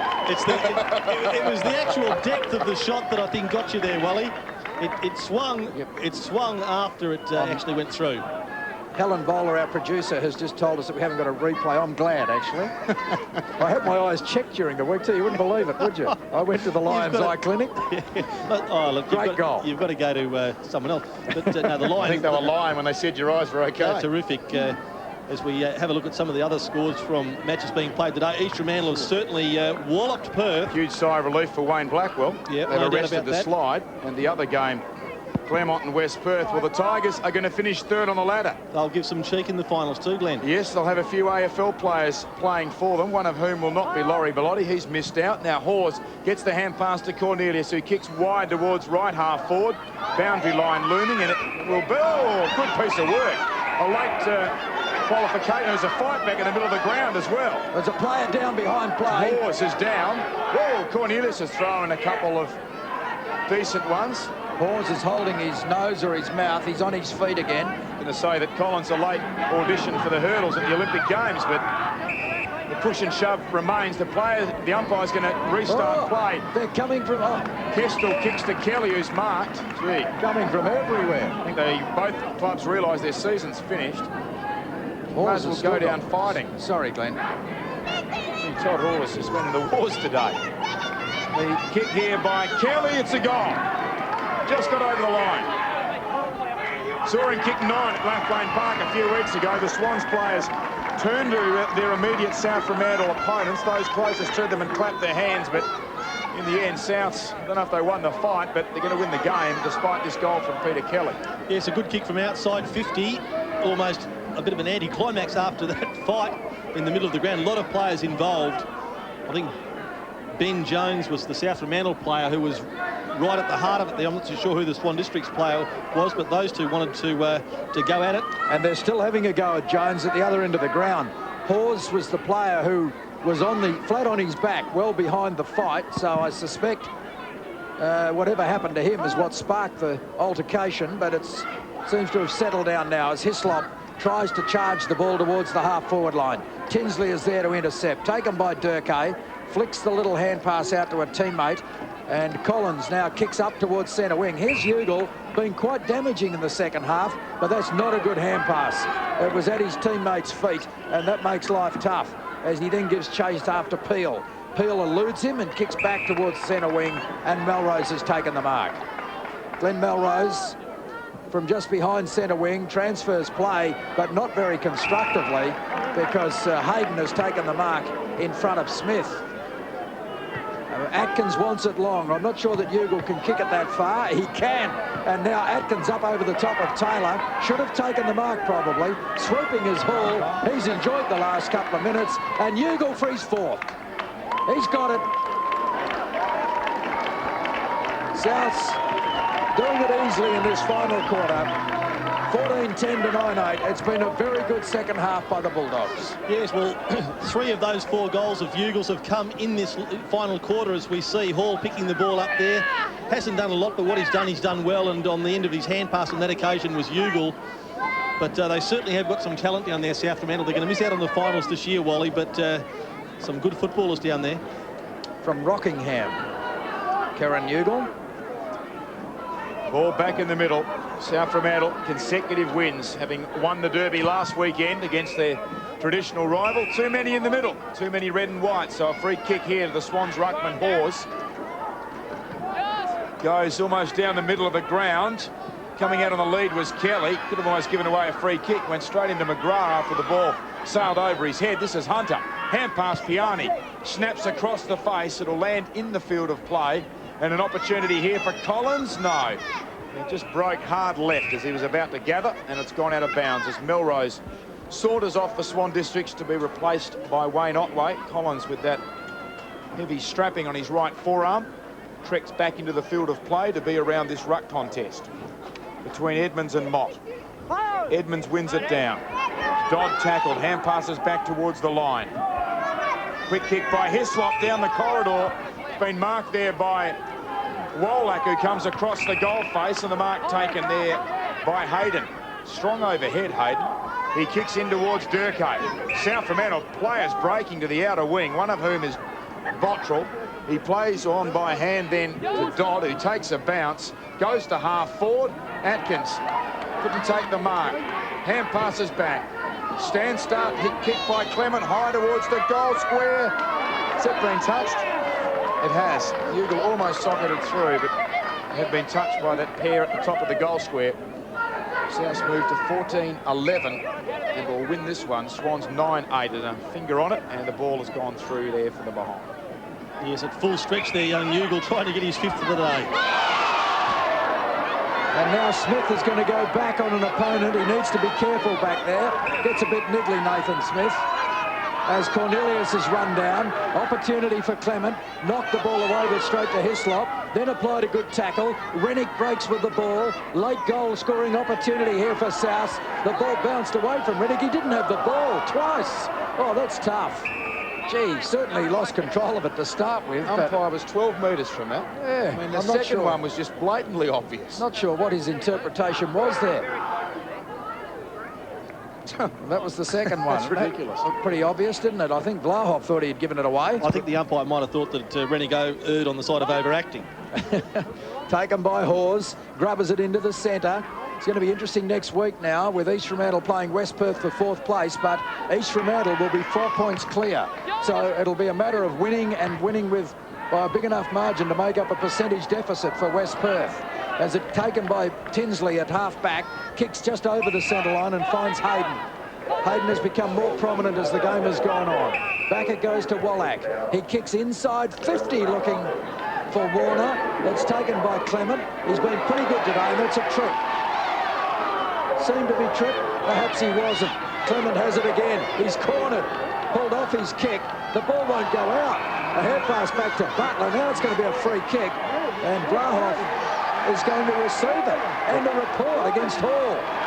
Well, I didn't see what happened. Well, I think it was Hall who was the protagonist a moment ago against Nathan Smith. And he might have just pushed his luck just a bit too far. He came Charged in. him. Yeah, it was a charge. Wayne French, the umpire, laying the report. I mean, there's no need to charge a player who's on the ground. All he needed to do was to come in and be firm enough. And looked as though it may have even been out of play at that point too, wasn't it? Peter Sumich is walking in front of the grandstand and has made some rather provocative gestures to the crowd. And the umpire has just instructed Sumich to get off the ground. There's Peter Sumich. He's obviously incensed by something, but I mean, I don't think he could condone what Hall did then. Vlahoff was on the ground, and he's clearly come in and tried to at least hit him with his hip and with his shoulder.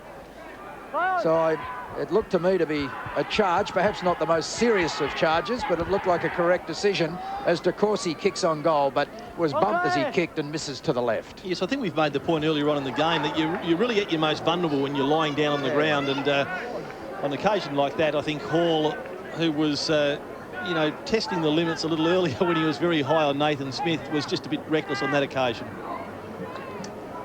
The dying stages of this game and the dying stages of Swans' season, because they'll only have the one game to play next week against Perth. They won't be able to make the finals as the kick-in has landed errantly onto the chest of De Courcy, who's kicked 2 this afternoon, but too far out to score on this occasion.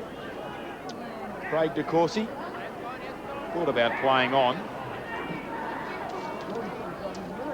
Now he bombs it long, got close to the man on the mark, which meant he had to go for extra height to get over him. Edmonds, a big lead. Not paid the mark. Will have a bounce, I fancy. Well, the umpire lets it go on. The snapshot there across the goal mouth. It's a goal. Hislop has kicked a goal. What a freak.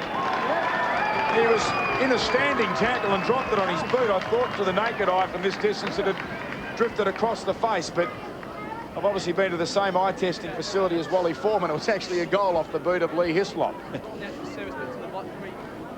Yes, well, perhaps the last goal of the match, because well and truly into time on now. But a good effort as we see Peter Sumich not happy with what he's seen in the last few moments as far as incidents go down in his forward line, but he'll be very pleased with the way that his team has finished off this season. Stringing some good wins together, and he's got a lot of talent to work with next year. We'll be wrapping up very quickly here at the final bounce, so we can take you to the replay of last night's National Netball League Grand Final, the Melbourne Phoenix and the Adelaide Thunderbirds. So if you've just joined ABC Television, we'll be taking you to the replay almost immediately. There is the siren. Next weekend, we'll be taking you to Arena Joondalup, where the fight for fourth place will be decided in the last home and away round, round 21. It will be a game between West Perth and East Fremantle, the winner. Well, if East Fremantle win, they're guaranteed. If West Perth win, they need to win by a considerable margin after East Fremantle had a good percentage boost today over the Demons. The final score, as you can see, South Fremantle 14-11-95, defeating Swan Districts 10-9-69. It ends Swan District's season. Stay with us, though, as we mentioned, coming up now, the grand final of the Women's National Netball League, as we bid you farewell from Bassendean Oval.